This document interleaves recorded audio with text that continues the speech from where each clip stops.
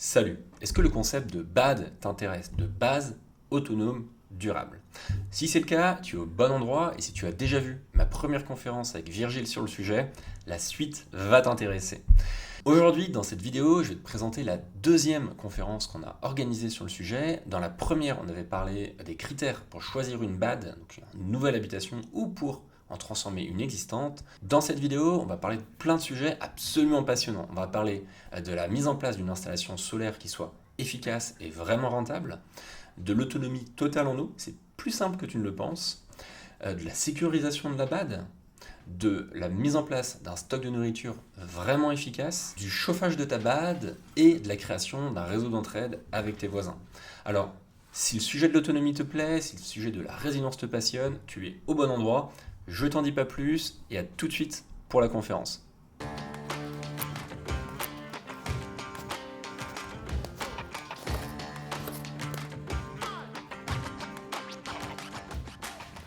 Bienvenue à vous, ça fait plaisir de vous retrouver ce soir.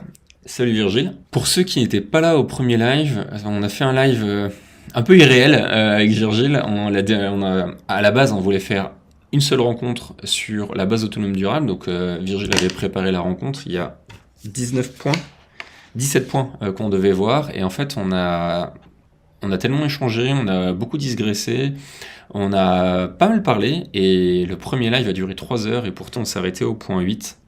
Donc on a décidé, plutôt que bâcler la suite, ce qui n'était vraiment pas l'idée, de faire une deuxième rencontre. Et c'est pour ça qu'on est là ce soir, donc c'est pour continuer la première rencontre. Si vous ne l'avez pas vue, je vous conseille fortement comme de la voir après. Et j'espère que ce soir, on va réussir à finir le sujet de la base autonome durable. Mais je pense qu'on pourrait faire une dizaine de live, tellement il y a de matière. Donc ce qui pourrait être intéressant après, ça peut être soit de faire des lives plutôt vraiment questions-réponses sur vos questions très précises en fonction de votre situation dans votre BAD, et avec Virgile, on pourra répondre à des cas très précis. Je pense que ça peut être intéressant pour tout le monde. Ou alors faire des lives sur des domaines très spécifiques comme l'eau, le chauffage, la sécurité, puis vraiment prendre 2 heures à vraiment rentrer dans le détail d'un point spécifique. On commence par le chauffage. Ok. Le chauffage, nous, c'était assez particulier. Je vais parler de notre cas pour essayer qu'on développe les points assez rapidement et que ça dure pas non plus 3 heures, parce que sinon on peut faire 10 lives. Nous, quand on a acheté la maison, elle était plein de radiateurs électriques. Donc on a démonté les radiateurs électriques, on les a vendus tous, et on est parti sur une cuisinière à bois. Alors ça s'est pas trop mal goupillé. Si tout le monde fait ça, je pense qu'il y en a qui vont directement à l'échec. Nous, ça s'est pas trop mal goupillé parce que la maison, même si elle est pas super isolée, que des fenêtres au sud, semi-enterrée et surtout petit volume, petite maison. Donc ça va. On a la chambre de l'enfant à l'autre côté qui est un petit peu froide. Si j'avais su, en fait, j'aurais gardé au moins ce radiateur-là d'appoint dans cette chambre-là. Mais on s'en sort pour toute la maison avec une cuisinière à bois et une cuisinière qu'on a optimisée. Donc c'est l'objet d'un article que je vous ai envoyé ce matin d'ailleurs.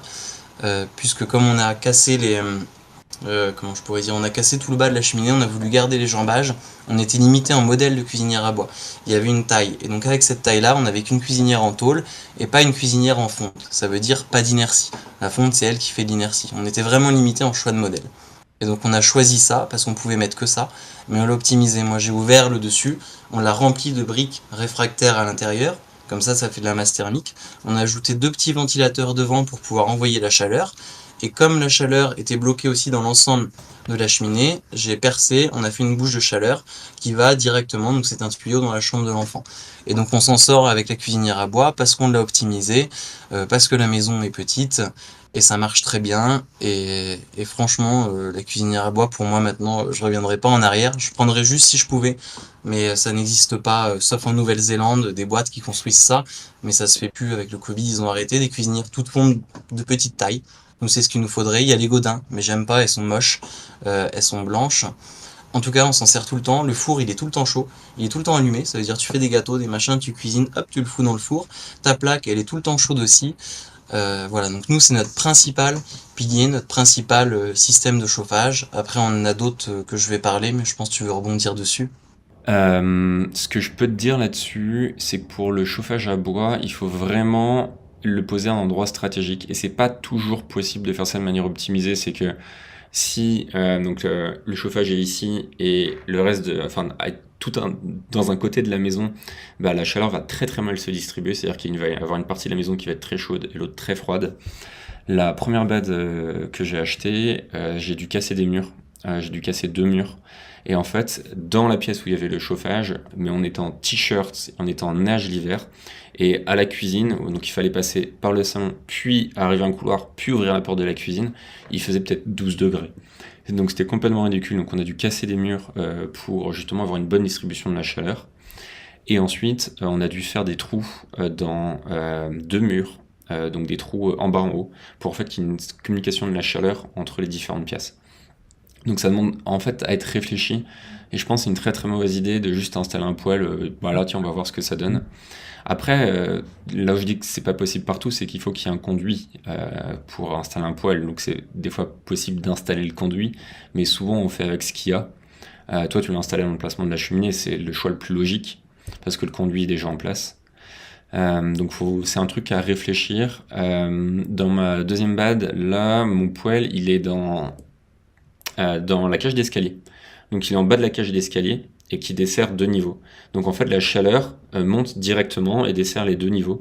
C'est très optimal en termes de distribution, je suis super content. Par contre c'est beaucoup moins sympa parce qu'il n'est pas dans le salon, il n'est pas dans la pièce à vivre. Donc on en pense à remettre un deuxième poêle dans la pièce à vivre, plus on va dire pour le confort. Moi j'adore le feu. Je trouve qu'un feu qui crépite, c'est incroyable comme ambiance. Donc on va peut-être en mettre un deuxième pour ça. Moi j'ai moins d'expérience sur la cuisine au feu de bois, j'en fais de temps en temps, mais c'est plus, on va dire, pour m'amuser, pour le confort, le plaisir, donc j'ai moins d'expérience que toi là-dessus. La cuisine, là je fais ça au gaz. Truc complètement probable, ma nouvelle bad, je suis à 200 mètres d'un gazoduc, donc j'ai pas d'eau. Je suis vraiment paumé et je suis à 200 mètres d'un gazoduc, donc j'ai le gaz de ville, donc ma cuisinière fonctionne au gaz de ville. Mais ça, c'est un truc que j'aimerais bien m'améliorer, mais pour ça, il faut un poêle qui soit dans ma pièce à vivre. Si je dois aller dans une autre pièce pour faire la cuisine, je pense que ce sera moins facile. Mais en tout cas, je peux vraiment conseiller aux gens d'avoir un poêle à bois, ne serait-ce qu'un truc que je recommande beaucoup, c'est d'avoir une gazinière. Il y a des gazinières qui sont magnifiques, qui sont incroyables, qu'on peut récupérer en brocante ou sur le bon coin, qui sont juste des très très beaux objets, et même si vous comptez pas l'utiliser souvent, l'avoir dans votre salon d'un point de vue résilience, c'est juste génial. Ça vous fait un magnifique objet une fois décoré.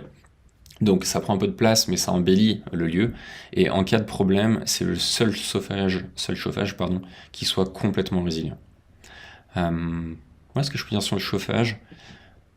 Tiens, un autre point, je suis désolé, c'est plus moi qui parle que toi, Virgile. Moi, j'ai découvert le pouvoir de l'isolation. Alors, première bad, 1300 mètres. Il faisait moins 10 degrés pendant des fois 2 semaines d'affilée, hein, mais vraiment moins 10 degrés. C'est pas des blagues, c'est pas pour juste le dire comme ça. Donc il faisait très très froid à 1300 mètres et la maison était mal isolée. Et c'est pas parce qu'on a des gros murs en pierre que la maison est bien isolée. Ça contribue, mais souvent on se dit, bon, j'ai des gros murs, c'est bon. C'est pas du tout bon. Et je consommais environ 10 stères, entre 8 stères par an et 12 stères par an en fonction de si ma femme est à la maison avec les enfants ou si on travaille tous les deux. Et c'est énorme hein, en termes de quantité, donc c'est du combustible à acheter, à couper si on coupe, à recouper, moi ce que je faisais. Enfin bref, c'est quand même de la gestion. Et là, dans ma nouvelle bad, donc là c'est différent, je suis à 700 mètres d'altitude, donc les hivers sont beaucoup plus doux, ça descend peut-être à -2, -3 sur plusieurs jours. Et la maison est incroyablement bien isolée, notamment d'isolation extérieure, et c'est 2 stères et demi par an. C'est hallucinant la différence, donc ce que je peux conseiller aussi, c'est de vraiment bien, si c'est possible, gérer l'isolation. Je pense que, en tout cas moi clairement, je sous-estimais le pouvoir de l'isolation. Et Hum, l'isolation extérieure, c'est vraiment le top du top pour les c'est vieilles maisons absolument parce que du coup, tu as ton enveloppe qui est à l'extérieur et à l'intérieur, si si tu te mets des enduits, tu as ta masse thermique et c'est deux choses complètement différentes. Les gens confondent masse thermique et isolation. Quand on dit j'ai des gros murs en pierre, ça m'isole. Non, non, c'est de la masse thermique qui absorbe la chaleur. Et si tu l'isoles par l'extérieur, mais ça, c'est magnifique. Ça, c'est le top du top parce que ça va accumuler l'énergie, ça va te restituer les calories la nuit, ton déphasage n'est pas du tout le même et ça, c'est vraiment bien. Pour l'histoire de conduit, ça me fait penser qu'il faut absolument regarder avant d'acheter une cuisinière à bois, parce que nous, dans notre cheminée, on pouvait pas passer du 150. Heureusement, le conduit était en 130. Alors maintenant, tu as des trucs qu'on gonfle comme un ballon, qu'on chauffe, tu as plein de possibilités, mais encore une fois, tout est question de prix et d'argent. Et donc, faut bien regarder ça. Faut aussi bien, je sais plus si c'est débistrer ou déblistrer, ils font passer une machine avec des chaînes parce que quand les gens ont fait des feux comme ça pendant des années, c'est bien noir, et même si tu passes un conduit, ça peut Mhm. prendre feu quand même. Moi, j'étais pompier, je pense que tu sais ce que c'est, les feux de Ouais. cheminée, bon, c'est assez... Et je pense d'ailleurs c'est bien d'insister là-dessus, hein. C'est que si tu te chauffes toute l'année avec un poêle, ben forcément t'encrasses ton conduit de manière, enfin, de manière assez conséquente. Toi, tu fais toi-même ton conduit? Ou tu fais venir Non, quelqu'un? en fait, je l'ai fait, mais pour 65 € si tu veux, je préfère avoir le papier d'assurance, tu Voilà, vois, c'est voilà. la question que je vais dire. En Suisse, c'est même Mm. pas, en fait, tu te poses même pas la question, c'est obligatoire. Et donc, en fait, c'est Mm.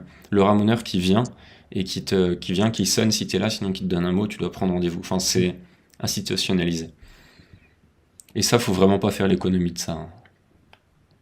Non, non, c'est clair, il faut absolument jouer la sécurité. Qu'est-ce que je veux dire? Ah oui, la cuisinière à bois, par contre, il faut anticiper la cuisson absolument. Juste pour finir là-dessus, parce que je pense qu'on pourrait s'attarder une demi-heure sur la cuisinière à bois aussi. Dans l'article sur APS, ce sera encore plus détaillé, mais il faut absolument anticiper la cuisson, c'est-à-dire que quand on arrive, si on veut chauffer un plat et que le four n'est Hmm, pas assez fort ou que les plaques sont mhm. pas assez forts, il faut qu'on mette rapidement du petit bois.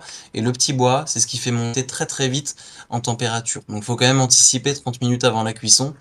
Par contre, c'est vrai que c'est une cuisson qui est géniale. C'est une chaleur qui est assez sèche, qui est pas comme le gaz. Le gaz, c'est une chaleur assez humide.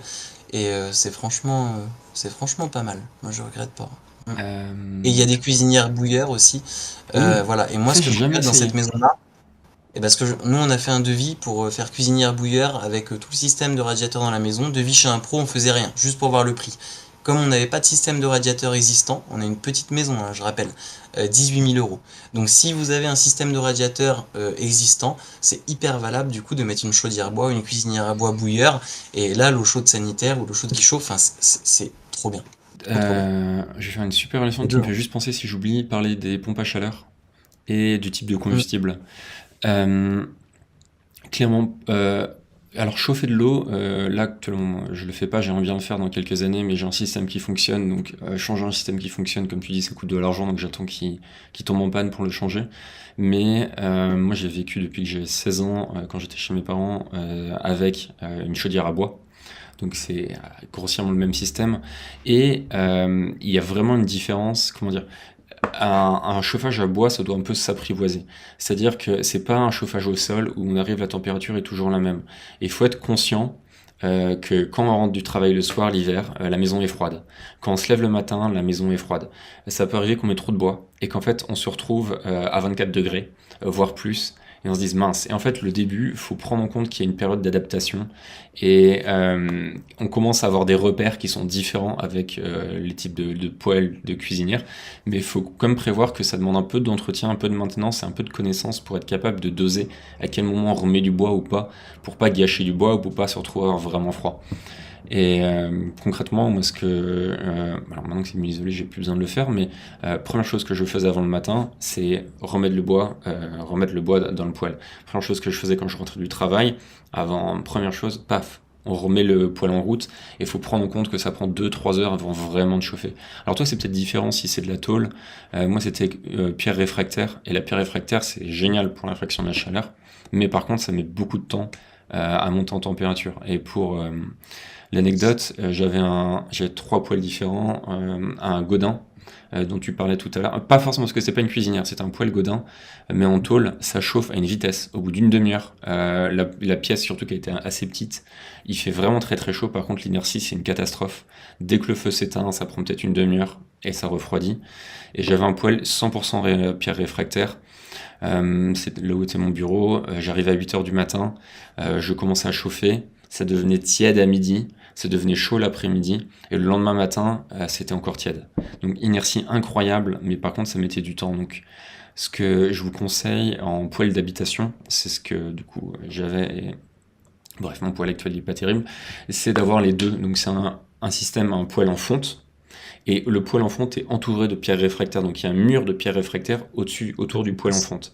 Et ça permet, la fonte permet de chauffer rapidement, donc il y a une partie de la fonte, il y a une phase de la fonte qui est orientée vers l'habitation, donc ça chauffe très rapidement l'habitation. Et ensuite le mur en pierres réfractaires qui est autour du poêle, lui emmagasine de la chaleur et la restitue beaucoup plus longtemps.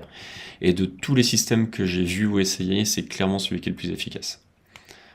Le Euh, poêle de masse, c'est super, il garde la chaleur longtemps. hmm. On a essayé de le reproduire en pétant les enduits, enfin en claquant les enduits et puis en ayant un mur accumulateur. Par contre, toi, t'avais un super beau poêle, là, c'est le vert que tu parlais, le Ouais, gros cube, là. il est Ça, c'est incroyable. magnifique. Ah, Ouais, c'était une tuerie.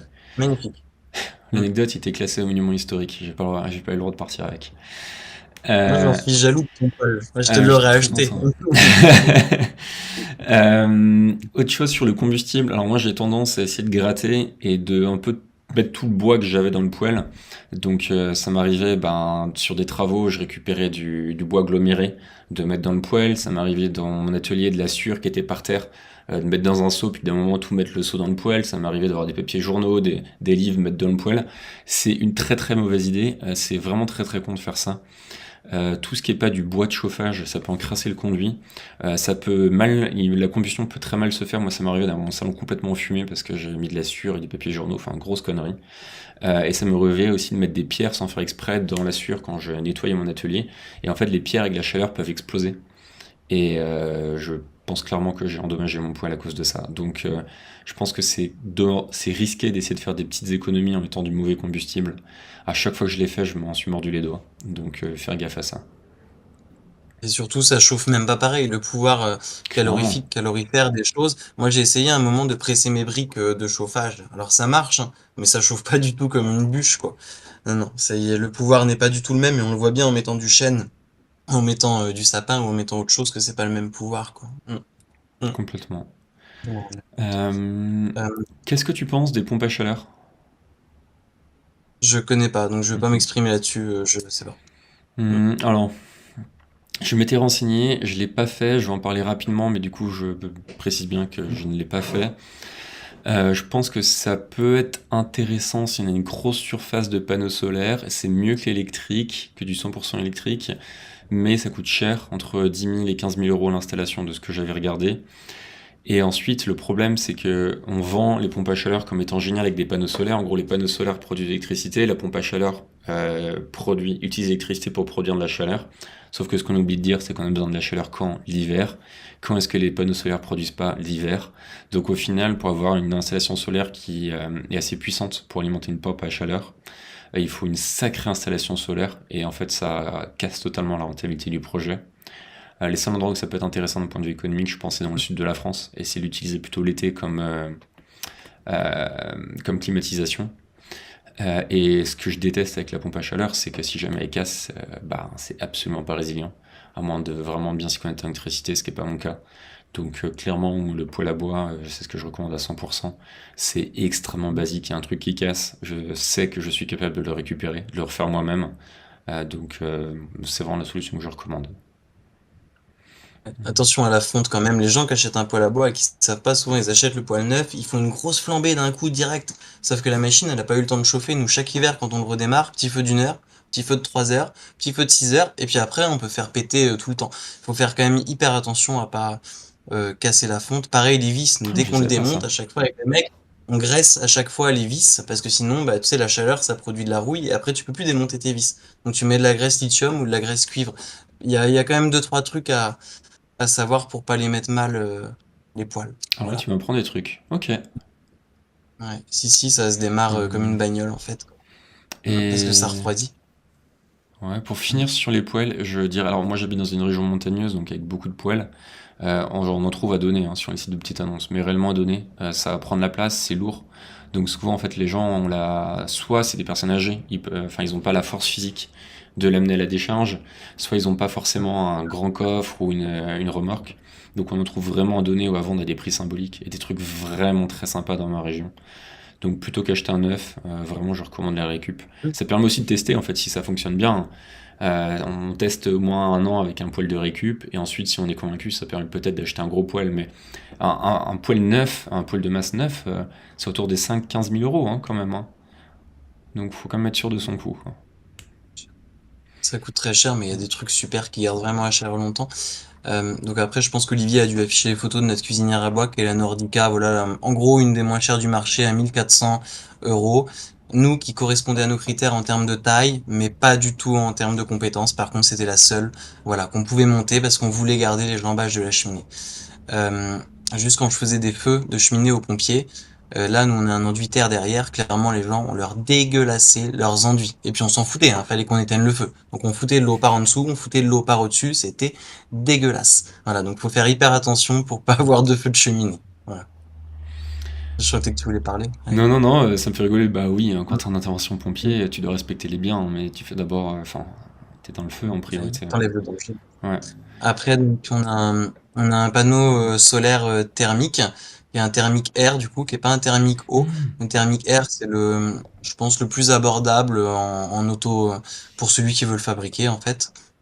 Après, c'est très bien, mais faut pas vendre ça comme moyen de chauffage principal. C'est pas miracle. D'ailleurs, le Est-ce que gars nous tu l'a peux un pas peu du tout plus vendu comme expliquer ce ça. que c'est en détail? Parce que c'est assez Ouais. intéressant, hein, je le connaissais pas avant que tu m'expliques. En fait, c'est comme le thermique eau, sauf que c'est avec de l'air. Donc l'air passe à l'intérieur du panneau, elle passe dans des chicanes, au bas, au bas, au bas, au bas, sur un fond noir. Elle est réchauffée dans les chicanes, donc elle est propulsée par un ventilateur, quoi, et elle ressort dans la maison. Donc en fait, ça te fait de l'air qui est entre 40 et 60 degrés et qui est pulsé. Donc ça joue pas tellement sur le nombre de degrés, ça joue sur le volume. Quand ça te pulse 50, 100 mètres cubes, etc., ça joue sur le volume. C'est super à mi-saison. Nous, on en est très contents. L'hiver, ça marche, voilà. En fait, quand il y a du soleil, forcément, ça marche avec ça. Ça, c'est idéal pour l'hiver, pour les climats, par exemple, montagnards. C'est-à-dire quand il fait très froid, mais qu'il y a du soleil. Et là, ça te pulse de l'air toute la journée. Donc ça, en chauffage d'appoint, c'est top. Vraiment, c'est très bien. Mais faut pas avoir ça comme chauffage principal, parce que sinon, on est déçu. Et donc, il y a plein de boîtes qui le font sur le marché. Il y a très peu de Français. Je crois qu'il y a une boîte française là qui s'est mis à le faire. Celui que j'ai, moi, le gars, il a arrêté. Sinon, c'est que des produits d'import. Par contre, c'est des panneaux qui ont la contrainte d'être posés droit. Et il a un tout petit angle, parce qu'en fait, l'hiver, le soleil est plus bas, quoi. Donc, ils doivent être posés droit. Nous, on voulait pas le poser sur la façade de la maison pour pas dénaturer la maison. Et en fait, en toiture, il aurait rien donné, donc c'était le seul endroit où le poser. L'avantage, c'est qu'il est totalement autonome. Moi, c'est ce que j'y vois. En fait, un poêle, t'es obligé de lui mettre du bois. Une chaudière, t'es obligé de lui mettre du fioul ou autre chose, ou de l'électricité. Lui, il va tourner tout le temps. Et j'ai pas besoin de l'alimenter. Ça, c'est un gros avantage. Par contre, c'est pas un moyen de chauffage principal, mais il tourne vraiment tout seul. Il y a qu'un petit moteur, d'ailleurs que j'ai d'avance en plus, et un petit panneau solaire, un petit thermostat, et c'est tout en fait, quoi. C'est réglé. Voilà. Je trouve ça Et il y très a un clapet intelligent comme anti-retour système. aussi. Il y a un clapet anti-retour pour ne pas que le froid rentre.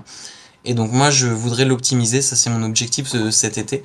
C'est qu'en fait là quand il va commencer à faire un petit peu trop chaud, je voudrais mettre une boîte devant. Parce que ça se vend aussi pour faire des séchoirs solaires en fait. Les mecs mettent des boîtes ou des gros frigos, etc. avec des clés. Et puis après l'air passe dedans et ça déshydrate. Ça se vend comme séchoir solaire. Donc moi j'aimerais l'optimiser en faisant une petite boîte en mettant ça devant. Voilà.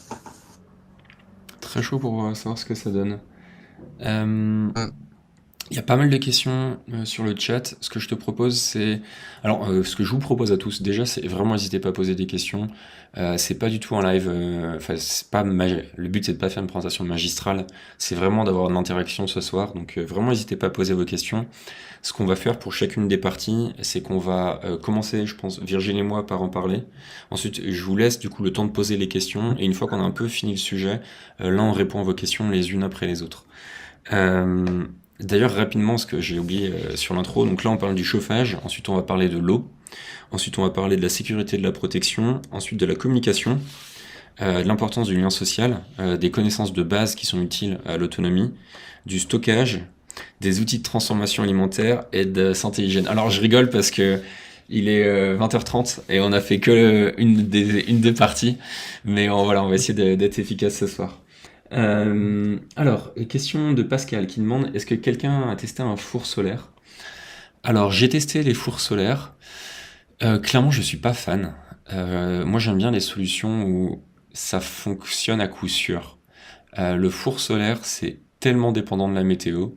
Et ça m'arrivait. Alors, ça marche vachement bien. Quand il y a du soleil, c'est réellement impressionnant l'efficacité.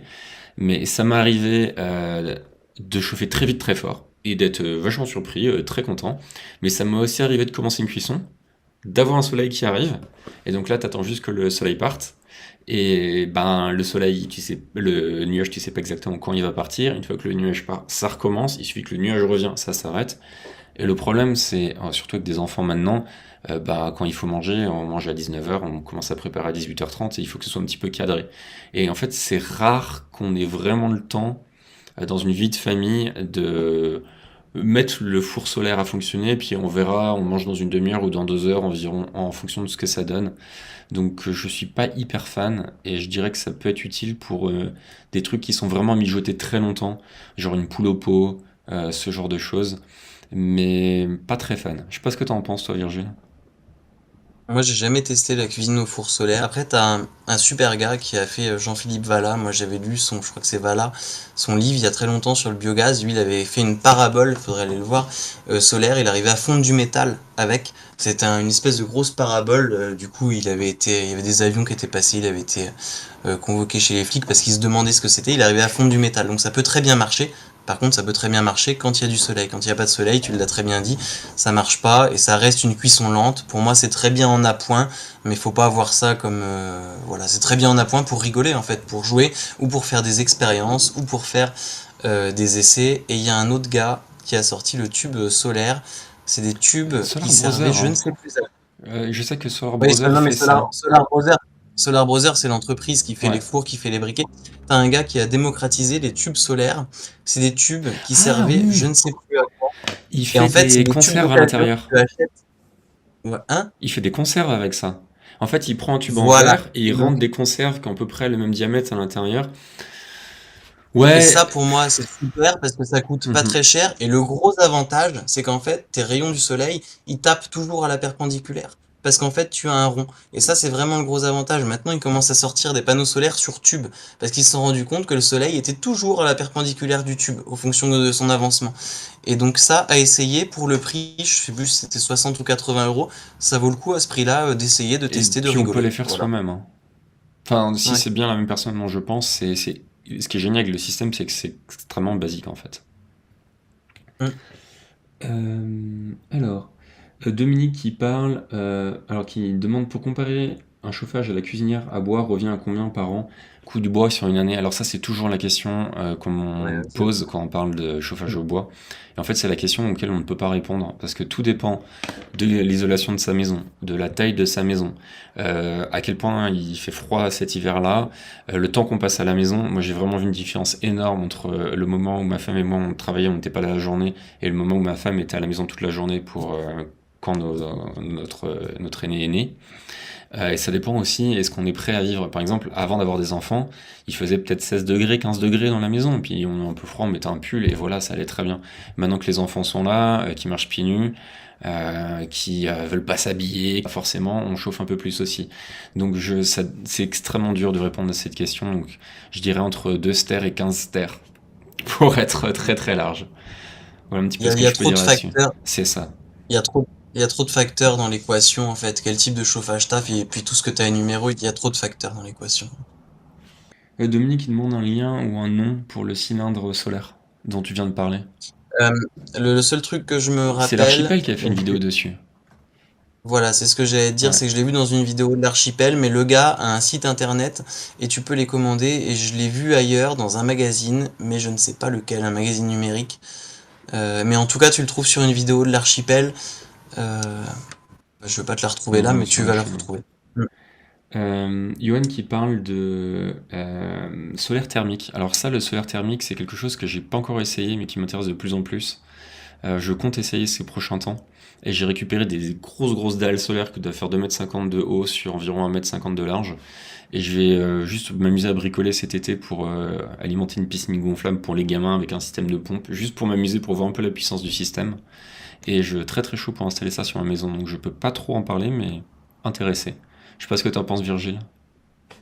Bah, moi, du coup, solaire thermique, j'ai le thermique air, mais si on C'est vrai. parle du thermique eau, qui est d'ailleurs pas de l'eau, qui est un fluide qui porte les calories, moi, j'en ai pas. Par contre, mes potes qui en ont, j'ai deux potes qui en ont, ils en sont très contents. Les pièces sont un petit peu sujettes, qui peuvent tomber en panne ou qui peuvent prêter à des merdes. C'est quoi? C'est le petit circulateur et le vase d'expansion. Et à part ça, en fait, t'as trois fois rien, quoi. T'as un échangeur, ça échange les calories, et c'est très bien. L'idéal, c'est de le coupler. Souvent, les gens qui ont ça, ils ont une cuisinière à bois. donc bouilleur, et c'est couplé donc sur le même ballon avec les panneaux thermiques. Ça veut dire qu'en fait l'hiver c'est la cuisinière à bois qui chauffe l'eau sanitaire et l'été c'est les panneaux et ça fonctionne très bien. En plus maintenant tu as plein de sécurité là-dessus et tu as des installateurs qui le font, des fois même agréés RGE, agréés pour les aides, etc. De plus en plus t'en as qui font ça, donc je pense que ça vaut le coup. Et pareil pour s'amuser en fabrication maison, je crois que c'est assez simple et que ça vaut le coup quand même. Il y a Corentin du Le, Low-Tech Lab qui avait ouais, sorti un livre et qui a fait ça plusieurs fois. Ça vaut vraiment le coup de tester comme le four solaire la fabrication de ça. Voilà. j'avoue que c'est Mm. assez basique, le système est assez basique, donc c'est vraiment un truc sur lequel on peut jouer, hein. Alors, une bonne question d'Adrien qui dit en gros, comment tu fais pour cuisiner au bois en été à cause de la chaleur? On cuisine pas au bois en été. Ce qu'on peut faire au pire, c'est de la déshydratation. C'est-à-dire en fait, on fait un tout petit feu minuscule, on ferme la porte du four, ou alors on la laisse ouverte et on peut déshydrater les fruits qu'on a, mais on chauffe pas chez nous en été. Ce serait un petit peu con de chauffer en été. Mhm. Après, il y en a qui se montent des cuisinières dehors, qu'on appelle un petit peu des souillardes. Ça veut dire qu'ils peuvent aller cuisiner dehors et puis ils salissent pas la maison, ça se fait, hein. Mais nous, on n'a pas fait ce choix-là. Voilà. Euh, Pascal qui demande s'il s'agit des briques pardon, qui demande, je pense que c'est au moment où tu parlais des briques, s'agit-il des briques en papier compacté journaux? En fait, Vas-y, je te laisse en parler un petit ouais, peu, puis ensuite je vais répondre un petit peu là-dessus aussi. ouais, j'ai fait des briques maison. On essayait de se chauffer avec, ça marchait clairement pas du tout. Alors déjà, faut les laisser sécher au moins 6 mois pour que le papier soit valable. On pouvait allumer le feu, ça marchait très bien, mais en termes de pouvoir calorique, c'est mort. Par contre, j'ai trouvé alors nous, on l'agrémentait avec du bois pour que ce soit meilleur en termes de pouvoir. Ça veut dire qu'on mettait de la sciure ou du copeau, on les pressait. Et j'ai trouvé un mec, par contre, qui se chauffe qu'à ça. C'est-à-dire que lui, il récupère les papiers de broyeuse dans les machins, il fout tout dans la bétonnière et le mec il travaillait dans les pelleteuses. Donc il s'est montré un gros cylindre pour pouvoir presser ses briques avec un cylindre de pelle. Donc là t'imagines la compression et lui il se chauffe qu'à ça parce qu'il a aussi un outil qui lui permet de compacter énormément quoi.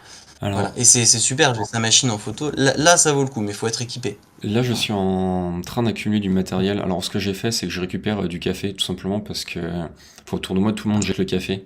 Je me suis dit, c'est con, il y a un truc à faire. C'est pas forcément pour le pouvoir calorifique, c'est juste pour essayer de récupérer une ressource qu'on jette habituellement. Et j'ai enlevé le panneau stop pub sur ma boîte aux lettres depuis quelques mois. Donc, je collectionne les magazines. Et j'ai acheté par contre une presse hydraulique, donc ça coûte une centaine d'euros d'occasion. Et sur une petite annonce, ça peut aller jusqu'à 9 tonnes de compression. Donc en fait, c'est une sorte de cric, comme un cric pour voiture, pour soulever les voitures. Et là, actuellement, je suis juste en train d'accumuler du matériel parce que j'ai pas envie comment dire, de commencer pour faire deux trois briques. Donc je vais me faire une grosse session, je pense, dans quelques mois, en plein milieu de l'été, pour laisser un peu de temps pour cet hiver, pour que ça sèche justement. Donc je peux en parler à ce moment-là. Et je pense que ça peut être intéressant. Par contre, ça demande quand même pas mal de manutention. Et ça demande souvent en fait d'avoir accès à des ressources extérieures. C'est-à-dire que si on veut vraiment chauffer beaucoup à ça, il faut récupérer de la sciure, c'est ce qui se fait généralement, des papiers journaux. Les papiers journaux c'est facile à récupérer, la sciure un peu moins. Il y a de plus en plus de gens qui les récupèrent. Donc je pense que c'est un bon truc à côté, mais je pense pas que c'est un truc sur lequel il faut miser à 100%, parce qu'il suffit que la source d'approvisionnement ne fonctionne plus pour se retrouver à plus rien avoir.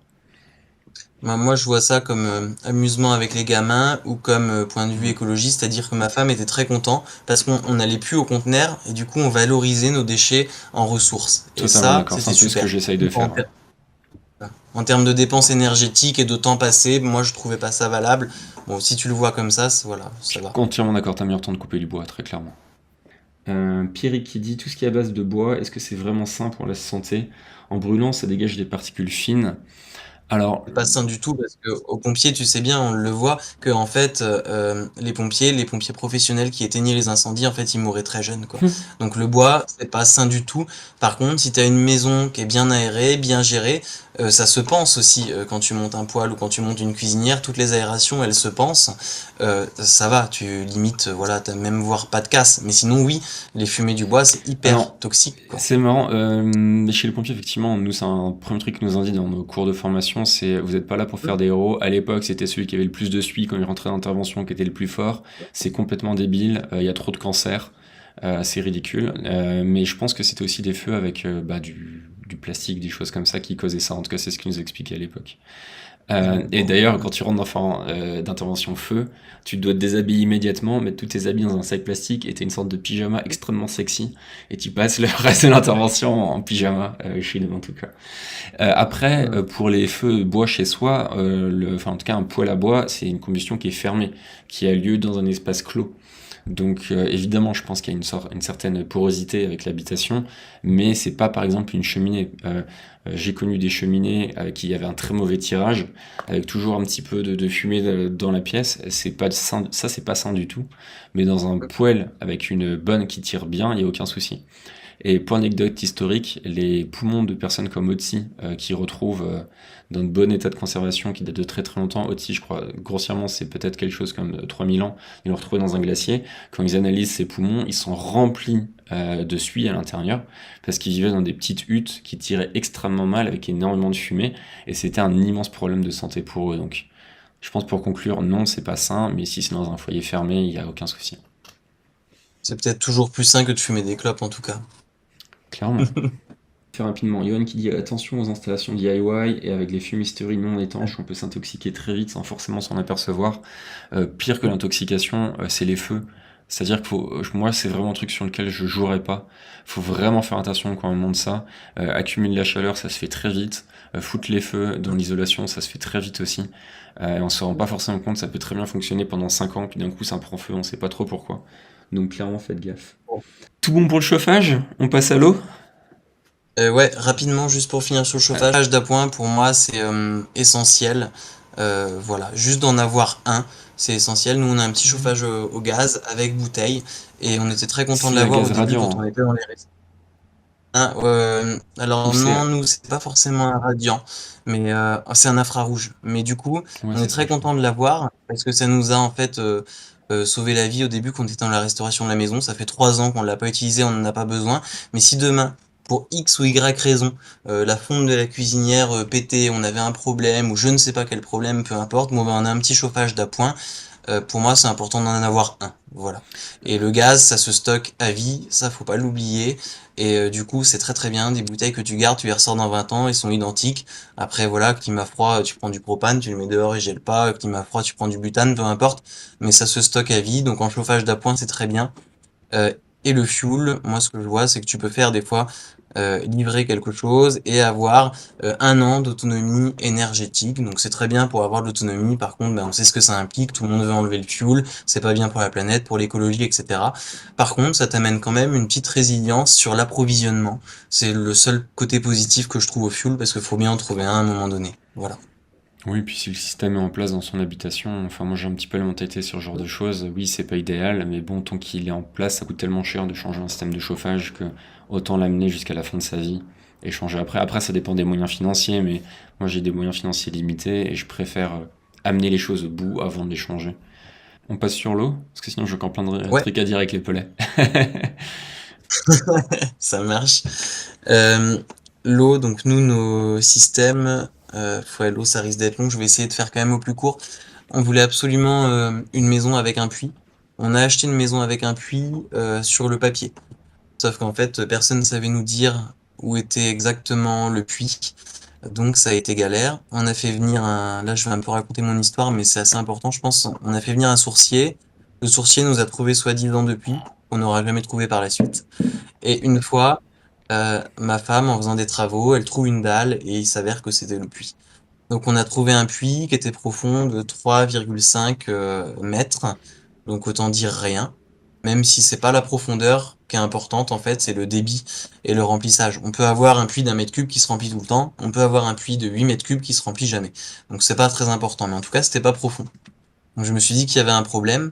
Donc ce puits-là, on l'a curé et de 3,50 m à la main. Donc ça a été une corvée d'une dizaine de nettoyage en fait. On l'a descendu à 8 mètres. On l'a descendu à 8 mètres et on peut encore descendre. Je peux encore mettre mon bras sous la pierre. Donc c'est le tas après qu'on va voir en photo qu'on a enlevé et puis moi dans le puits. On a retrouvé pour la petite anecdote une pipe à opium en os. On a retrouvé des magnifiques poteries en terre mais entières. En fait les gens quand ils prenaient l'eau à l'époque, ils avaient une cruche, et puis je pense que le gamin, quand il perdait la cruche, il se faisait engueuler, quoi. Voilà. Donc je pense que c'était simplement ça l'histoire. Bref, on a retrouvé plein de trucs assez sympas, des chaussures, etc.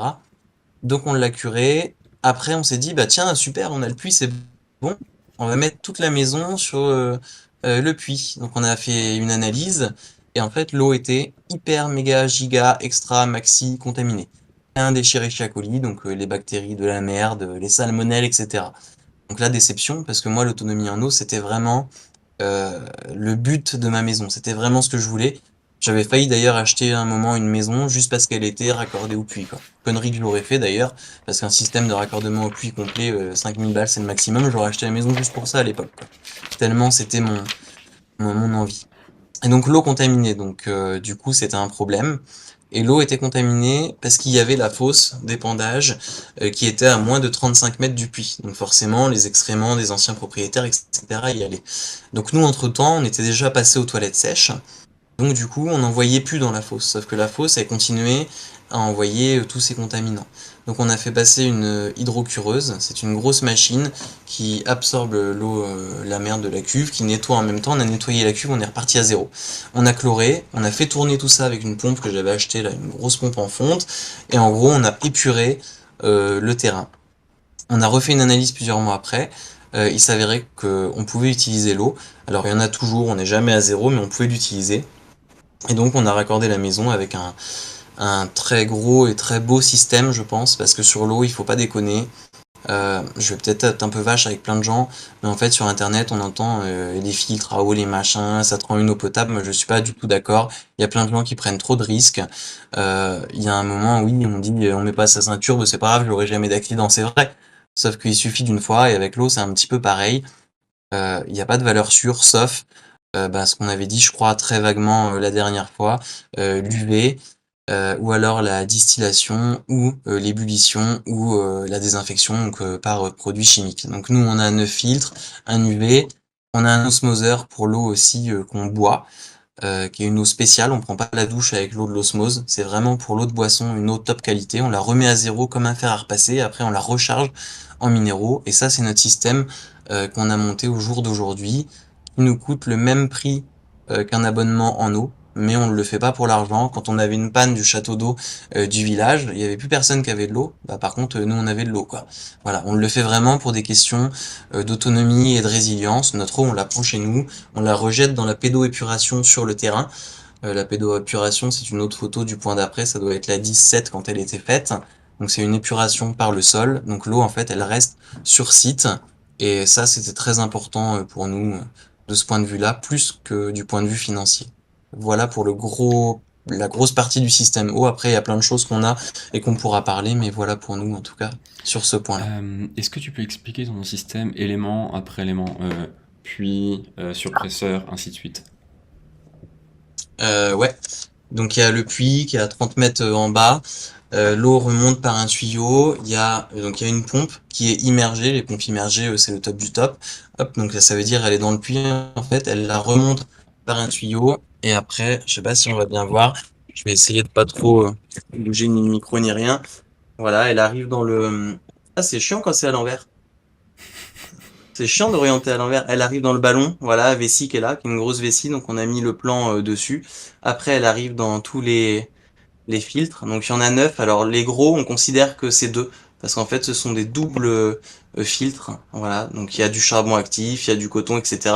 Elle passe après dans un UV, et l'osmoseur, c'est tous les trucs blancs, et après, ben voilà, on l'amène, on l'achemine dans la maison. Et on s'est fait accompagner, c'est ça pour moi qui est très important, pour le traitement de l'eau. Parce qu'en fait, on n'a jamais les mêmes eaux en fonction de l'endroit où on se trouve. Et donc nous, on a mis avec le gars qui est spécialiste du traitement de l'eau, des filtres adaptés à l'eau qu'on avait dans le puits. C'est ça qui est important en fait, quoi. Donc on a fait le choix de l'UV, de l'osmoseur pour la sécurité, parce qu'on avait un petit gamin à la maison aussi.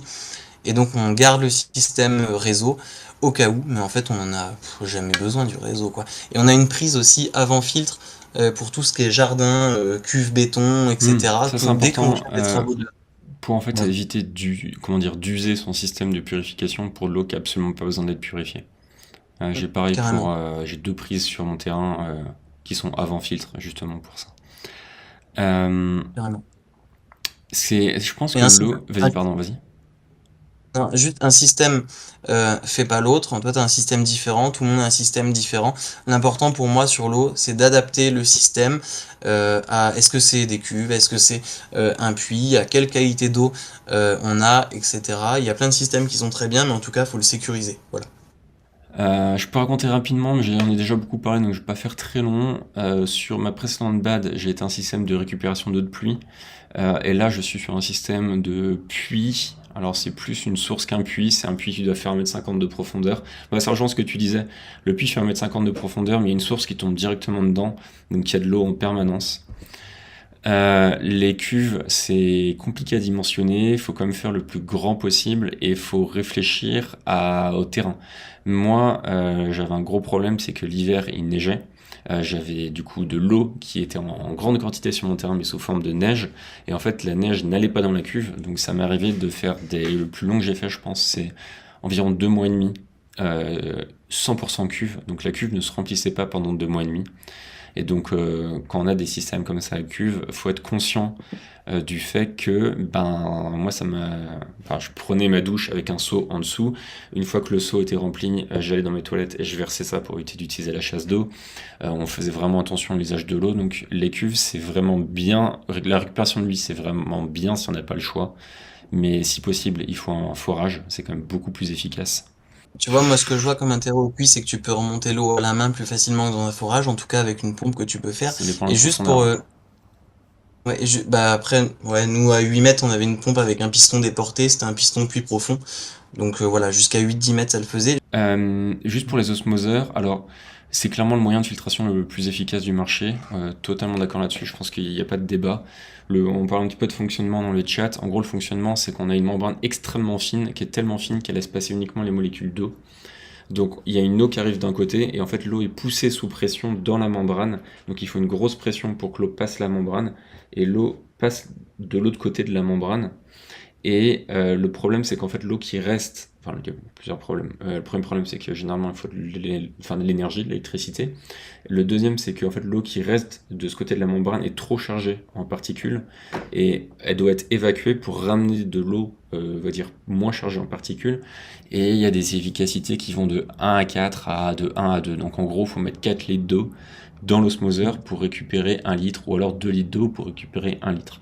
Ce qui n'est pas forcément un problème quand tu es sur un puits ou sur de l'eau du réseau, parce que tu peux te permettre, on va dire, de perdre de l'eau. Quand moi j'étais sur ma cuve, en fait l'osmoseur c'était même pas une option, tout simplement parce que je ne pouvais pas me permettre de perdre une partie de mon eau. Moi j'ai pas d'osmoseur Alors, à l'heure actuelle, tout simplement parce que j'aime pas ce qui est compliqué, et j'aime beaucoup les systèmes où euh, l'osmoseur, bah, faut changer régulièrement, les faut de l'électricité. J'avoue que ma barre d'exigence est pas assez haute pour utiliser un osmoseur. de toute façon, pour emmener l'eau dans ta maison, il te faut une pompe. L'osmoseur, c'est la même. Nous, à 2 bars, il fonctionne. Le mec qui nous fait ça, il fabrique ses osmoseurs, il achète sa membrane, il les met dedans, etc. Et en fait, il nous a fait faire un truc pas con. C'est-à-dire que pour pas perdre l'eau, il dit, bah, il y a la pelleteuse là, et bah, tu ramènes un tuyau. Et l'eau de l'osmoseur, en fait, on la perd pas, elle retourne au puits. Et ça, c'est vraiment très intelligent de sa part de nous avoir fait faire ça.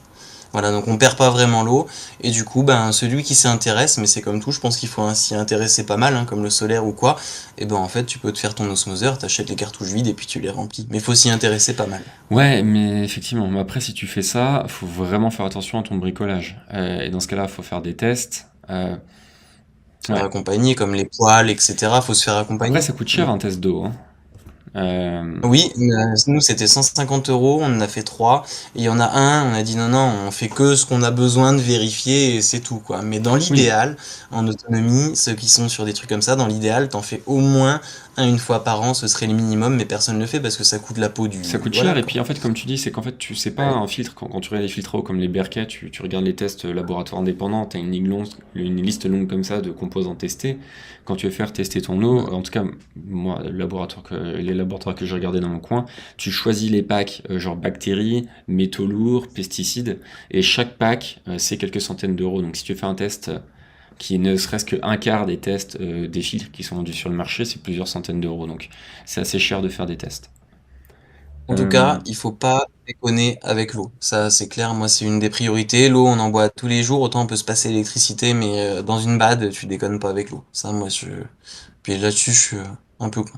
Le seul truc, pour conclure sur la partie sur l'eau, c'est que je pense que c'est le système d'autonomie le moins rentable. C'est-à-dire que en fait, l'eau, ça coûte quasiment rien. Acheter de l'eau du réseau, Mhm. c'est vraiment pas un gros budget. Et installer son propre système, mais même si on a un puits près sur son terrain, j'ai pas fait le calcul, mais je pense que ne serait-ce que la maintenance d'un système de purification d'eau en autonomie coûte peut-être plus cher que ce que coûterait l'achat de l'eau du réseau. Là, on est plus sur Alors, vraiment le besoin d'autonomie et le plaisir de l'autonomie que l'intérêt économique. Je sais pas si tu partages nous, ça. c'est bah, complètement. Nous, tout le monde me dit, moi, mes voisins, machin et tout, ah bah c'est pas rentable. Non, non, mais on l'a pas fait pour l'argent. En fait, c'est exactement le prix d'un abonnement chez nous, mais un abonnement parce qu'on est en campagne, on n'a pas le tout à l'égout, etc. Mais c'est exactement le prix d'un abonnement en fait classique, quoi. Voilà. Donc oui, mais faut pas le faire pour l'argent, faut le faire parce que soit des raisons écologiques, soit des raisons. Souvent, les gens les font le font ça pour des raisons de santé, en fait. Ils prennent pour avoir une eau de bien meilleure qualité. C'est vrai qu'on a une eau de bien meilleure qualité. Souvent, c'est Complètement ce qui d'accord. prime sur. Enfin, Voilà. la Et qualité de après, l'eau du robinet, c'est une catastrophe. Ce qui se passe depuis 3 4 ans, tous les 6 mois, t'as un nouveau scandale. mm, Enfin, c'est et, arrivé à un niveau vraiment hallucinant. si tu voulais finir sur l'eau, j'enchaîne pas longtemps rapidement. Alors ça, c'est notre système pour la maison qui alimente la maison. Par contre, ça n'empêche qu'on a une cuve à eau de 3 mètres cubes enterrée. Donc en fait, c'était la fosse qu'on a transformée, qu'on a passée à l'hydrocureuse et au chlore. Donc elle nous sert jamais, mais on a une cuve de 3 mètres cubes enterrée. On a au pool un IBC. Donc les IBC, c'est les tanks noirs de 1 mètre cube. Comme on voit là partout, donc noir pour pas qu'il y ait les algues. On en a un autre derrière, d'ailleurs c'était un tank à lait, donc il a une petite plaque chauffante en dessous qu'on peut brancher, c'est un antigel. C'est Voilà, quoi, pour la pardon? petite anecdote, ça se Un trouvait tank comme à lait? ça. D'accord. Voilà, c'est les cuves d'un mètre Ah cube, ouais, les je IBC. savais pas que ça On existait voit un partout. format lait avec système de chauffage. D'accord. Ouais, si, bah ouais, c'est le même format, mais en tout cas, elle a un petit système de chauffage, voilà. On a un bac agricole que Olivier retrouvera, là, je pense, quelque part, de 3 mètres cubes qui partait à la déchette riftée, qui est magnifique. Donc 3 mètres cubes, c'est pas mal, qui nous permet Hmm. d'arroser la serre. Après, on a un petit bac agricole pareil de 300 litres qui nous permet d'arroser le jardin. Et donc, je parlais un moment de la pente dans le dernier live, comme quoi la pente, ça nous handicapait pas mal sur le terrain. Et en Ouais. fait, bah, pour l'eau, c'est tout simplement génial pour l'eau, parce que quand on fait des bâtiments en haut, on peut arroser par gravité. Donc il y a l'eau qu'on met dans la maison, mais il y a aussi l'eau quand on a des cultures. Et à la limite, celle-ci est très très importante parce qu'on peut pas produire des légumes sans eau, ça n'existe pas. Sans arrosage, oui, mais pas sans eau. La différence, elle est là, quoi. Voilà. Ah, du coup, j'ai plein de trucs à dire. Alors, plein de trucs. La gravité, totalement d'accord. C'est génial pour arroser. Et arroser contre la gravité, c'est assez compliqué. Les cuves, les fameuses cuves de 1000 litres, moi je suis vraiment fan de ces cuves parce que c'est des cuves qu'on trouve partout, qui ont un rapport qualité-prix que je trouve extrêmement intéressant et qui peuvent se brancher en réseau. Alors il y a un site, c'est pas pour le faire de la pub, qui s'appelle Multicuve, à chaque fois je passe par eux, où en fait ils ont plein d'accessoires différents et en fait on peut relier des cuves, mettre différents diamètres de tuyaux, mettre des systèmes on-off, enfin c'est vraiment génial, on peut vraiment faire des systèmes très performants avec. Par contre, moi je dirais pas que c'est pour faire de l'eau alimentaire. Enfin, je veux dire, c'est pas pour de l'eau de consommation quotidienne, c'est de l'eau pour le potager, pour de l'urgence, pour de la résilience, mais génial pour le terrain. Par contre, juste un truc, faut faire vraiment gaffe en récupération de ces cuves, c'est l'usage des cuves. Moi, on m'a proposé des cuves, enfin, je voulais récupérer des cuves. Derrière la cuve, on sait pas vraiment ce qu'il y a. Il y avait des anciens panneaux avec les poissons morts là, sur les rivières. Ouais, non, moi, je récupère pas ça. Les cuves que j'ai récupérées, c'était des cuves qui avaient servi à transporter du glucose pour l'industrie alimentaire. Et si là, par exemple, je suis sûr à 100% de ce qu'il y a eu derrière. Si l'industrie alimentaire l'a utilisé, c'est qu'elle était, il n'y a pas eu de pesticides 2 fois avant, parce que sinon, clairement, niveau norme, ils n'auraient pas eu le droit. Et s'il y a encore du glucose à l'intérieur, je sais que bon, c'est bon. Donc, faut quand même faire attention à ce qu'on récupère. Récupérer une cuve, en fait, on ne sait pas ce qu'il y a eu dedans. Donc, tu peux très bien avoir eu un mètre cube de pesticides qui a passé 2 ans dedans, et le pesticide, c'est vraiment est rentré dans le plastique. Donc, je pense qu'il faut vraiment faire attention à ça avant de l'acheter. Et faut aussi penser au transport. En fait, ça sert à rien d'acheter sur un site internet ou à quelqu'un qui habite à 200 km, parce que comme c'est très volumineux, il faut vraiment privilégier le local pour ça. De toute Pour façon, la... Pardon, vas-y. c'est pas du tout c'est pas du tout le style de cuve, en tout cas, pour alimenter une maison ou de termes Non. provisoires, quoi. Si tu les laisses en plein soleil, encore pire, t'as un développement bactériologique dedans qui est énorme. Par contre, pour le jardin, comme tu dis, c'est très pratique. Tu les empiles, ça te fait des blocs, tu sais que t'as 1 mètre cube, tu les mets à côté. Nous, on les charge dans les remorques, les mecs des villes, ils arrosent, ils ont ça dans la remorque. Mm. Enfin, c'est hyper méga pratique, ça c'est clair. Et l'hiver, ça a débranché d'ailleurs.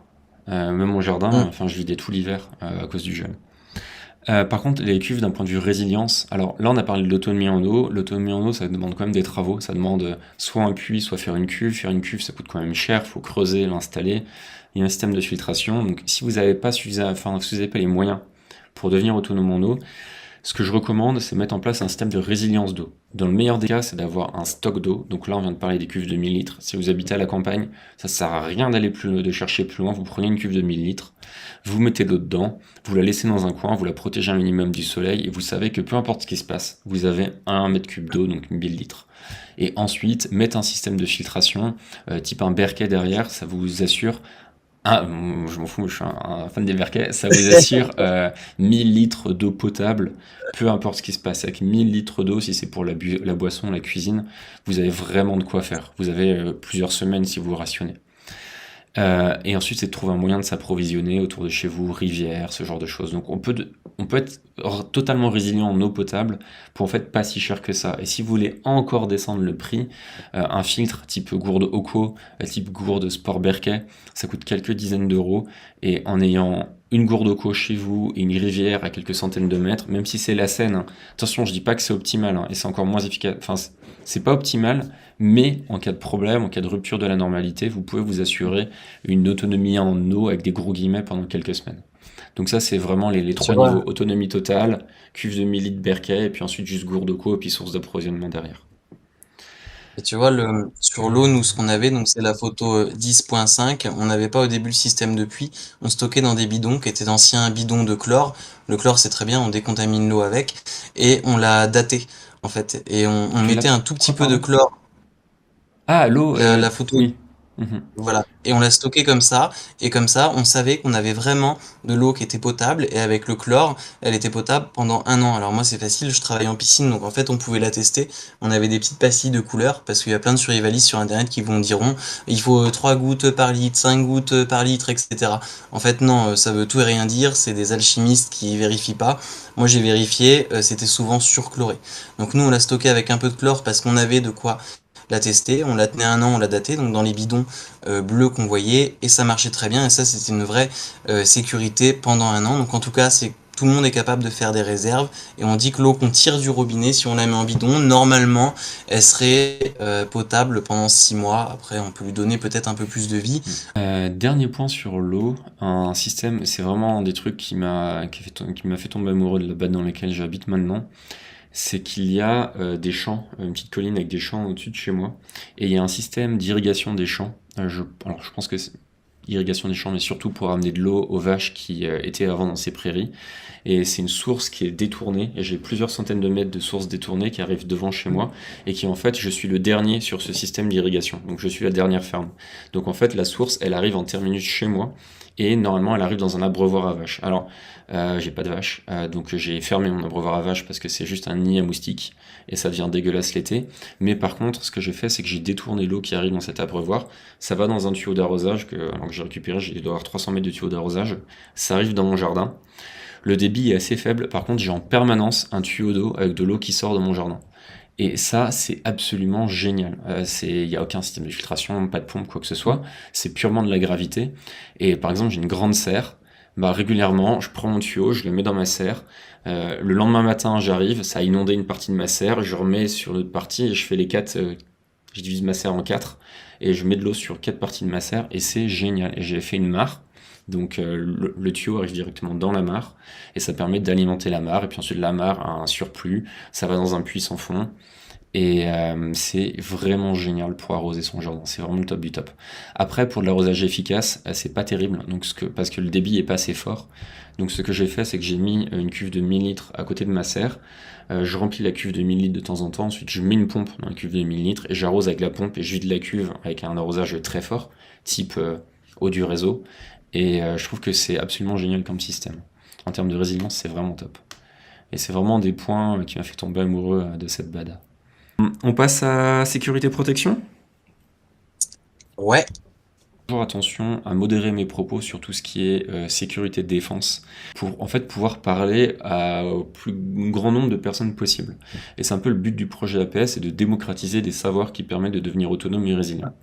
Donc je fais très attention à pas, je vais être très concret, à pas parler trop d'armes à feu, à pas trop parler de défense. Et c'est d'ailleurs un truc qu'on me reproche, hein, on me demande plus souvent d'en parler, mais je modère vraiment mes propos là-dessus pour être audible par tout le monde. Donc on ne pouvait pas parler de la BAD sans parler de protection. Ça fait partie de la BAD. Par contre, on va pas aller trop loin dans la protection, et j'insiste bien sur le terme protection, et en aucun cas on parlera de ce qu'on appelle des défenses actives. En gros, c'est un gros mot pour dire des armes offensives. Donc on va vraiment être sur de la pure défense passive ce soir. Et voilà, je sais pas s'il faut dire quelque chose d'autre avec ça, Virgile. et de toute manière, c'est inconcevable, ne serait-ce que de tirer sur les gens. Et avant d'avoir des armes à feu pour s'en servir, il y a plein de choses à faire qui sont très soft et qui marchent très bien pour éloigner les cambrioleurs, pour éloigner les intrus ou pour se sécuriser. Il faut d'abord commencer par ça.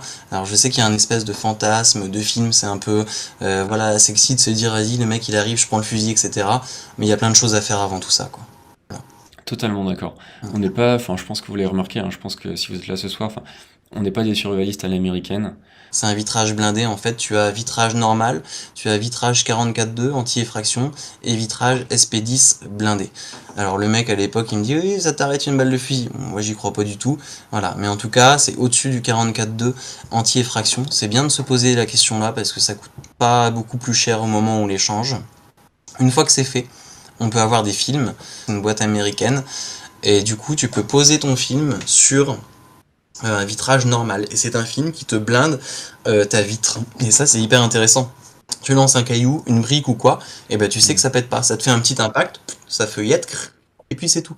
Ça pète pas. Alors que toutes les vitres normales, tu lances n'importe quoi, ou tu prends un petit marteau brise-vitre ou n'importe, ça pète. Donc ça, déjà, en termes de ralentissement des voleurs, de protection aussi s'il y a des éclats, peu importe, ou même un gamin qui prend un marteau qui tape, pour moi, c'est voilà une protection minime, mais c'est une première protection très intelligente et très intéressante.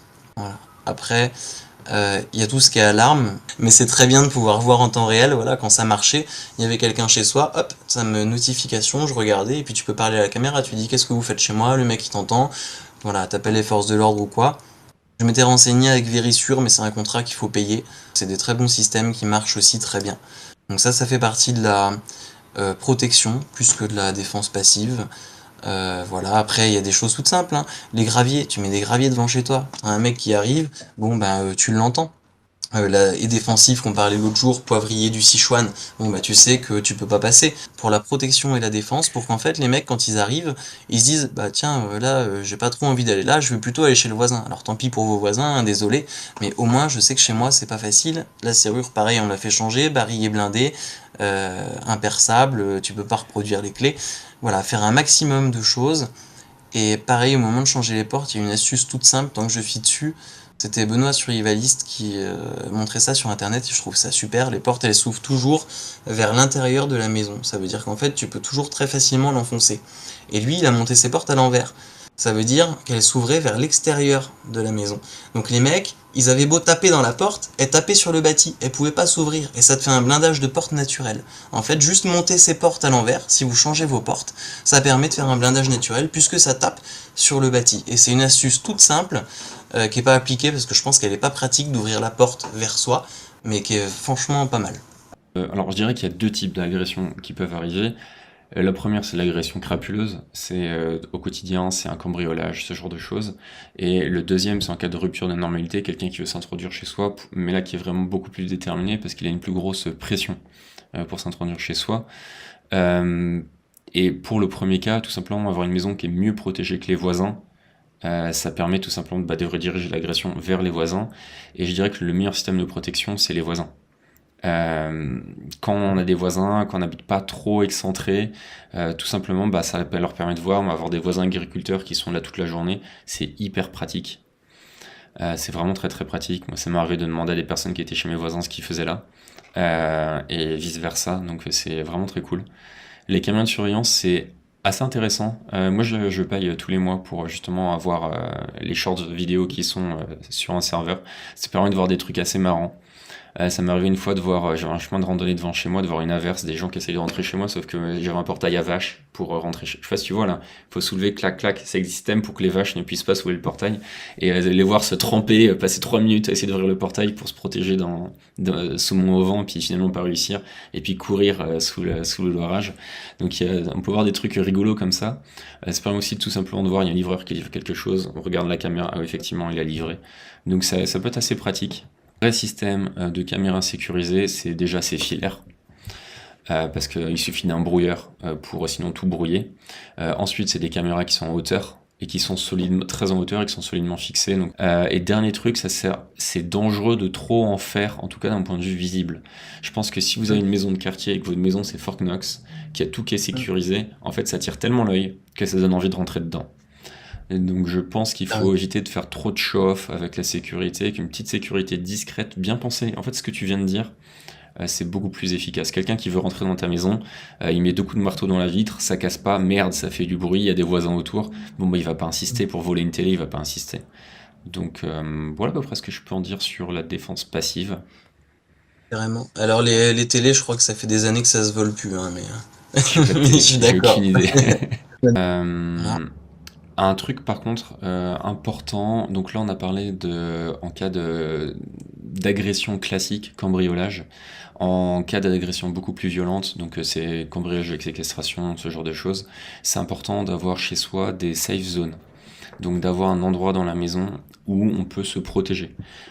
Donc ce que je peux recommander, vraiment si les personnes qui nous regardent veulent aller un petit peu loin sur la protection, c'est de faire des cas, ok, premièrement, je protège mon domicile. Ok, si mon domicile est attaqué, qu'est-ce que je fais?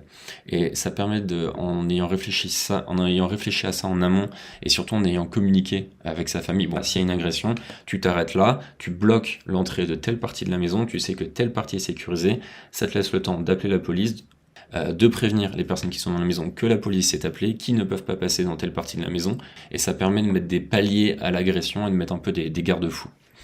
Donc c'est des choses qui peuvent être intéressantes à réfléchir et surtout intéressantes à réfléchir dans la disposition des pièces quand on aménage une maison.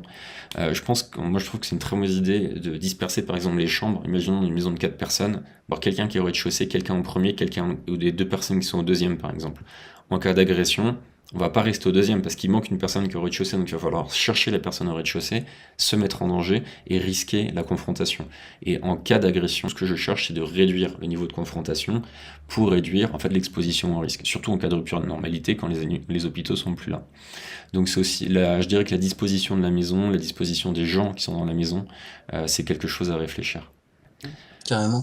Faut d'abord des systèmes fiables, effectivement, et pouvoir appeler les secours, pouvoir communiquer avec les voisins, pouvoir alerter. C'est ça, en fait, qui prime. C'est pas le fantasme Hollywood américain, etc. De toute manière, si le gars, il est là chez toi, moi, je suis désolé, mais je le laisse prendre ce qu'il veut du moment qu'il vient pas dans la chambre. Et en fait, tu le laisses prendre ce qu'il veut tant que ta vie n'est pas en danger. C'est complètement ridicule de tirer sur quelqu'un et de faire 10 ans de tôle, juste parce qu'il t'a piqué, j'en sais rien, moi, une télé, comme tu dis, quoi. Voilà. Bertrand qui dit les portes à l'envers, c'est pas terrible quand il y a une grosse neige. Alors, Oui, bah oui, pour avoir ce niveau, moi ça m'est arrivé une seule fois, hein, à 1300 mètres. Ensuite, ça m'est arrivé une seule fois, et c'était parce qu'il y avait vraiment une congère qui avait poussé de la neige sur un seul côté de la maison, d'ouvrir la porte et d'avoir l'empreinte de la porte qui est dans la neige et de pas voir l'extérieur. Mais c'est des cas qui sont tellement exceptionnels que je prendrais, à part dans des situations très particulières, je prendrais pas vraiment ça en compte. Je pense que c'est rentable de faire ce que tu dis. à mon avis, c'est bien pour la Euh, protection, mais si on monte pas les portes à l'envers, c'est qu'il y a une raison, quoi. Ou Mais plusieurs je me raisons, pose la même. question, parce que d'un point de vue sécurité dans des bâtiments publics, les portes doivent toujours s'ouvrir vers l'extérieur. En cas d'évacuation, incendie, quelque chose comme ça, le problème c'est si la porte s'ouvre vers l'intérieur, les gens se compressent sur la porte. Une fois que les gens sont compressés, impossible d'ouvrir la porte. Donc en fait, d'un point de vue sécurité, les portes sont censées s'ouvrir vers l'extérieur. Donc c'est intéressant, je me posais la question, pourquoi est-ce que c'est pas le cas dans des habitations? J'ai pas trop d'idées. Eh ben, rapidement, donc il y a cage de Faraday, ça doit être la photo 11.6, donc ça fait partie pour moi de la protection, c'est-à-dire sécuriser du matériel. On peut pas sécuriser plein de matériel, mais on peut en sécuriser au moins quelques-uns, quelques petits onduleurs, quelques petits panneaux solaires, quelques petits régulateurs, quelques talkie-walkie, etc. Donc une cage de Faraday, juste c'est quoi? Ça sert à protéger les impulsions électromagnétiques qui arrivent majoritairement dans deux cas. K1, c'est une bombe nucléaire qui pète, voilà. Et puis en fait, si on n'est pas dégommé par l'effet de souffle, sur plusieurs kilomètres à la ronde, t'as plus rien qui fonctionne. Ça, c'est le premier cas, le cas un petit peu improbable, qu'on reverra dans une échelle de risque d'ailleurs qu'on vous a fait là pour le projet livre. Et K2 qui pourrait arriver, et je pense le plus probable, c'est une éruption solaire. Ça arrive très souvent, en fait, on s'en rend pas compte, ça met en panne les systèmes. Voilà, ça met en panne les systèmes de communication. Sur plusieurs kilomètres à la ronde, il y en avait une grosse, je sais plus quand, qui avait mis tout Bah, un pays en rade. c'est ce que j'allais dire, c'est que quand on parle d'éruption solaire en termes de risque d'un point de vue prévoyance, moi j'en parle très peu parce qu'en fait c'est le risque de passer pour un illuminé. Et si tu dis Hmm. ça à quelqu'un de but en blanc, il va se dire oh là là, mais c'est qui ce mec, il est complètement fou.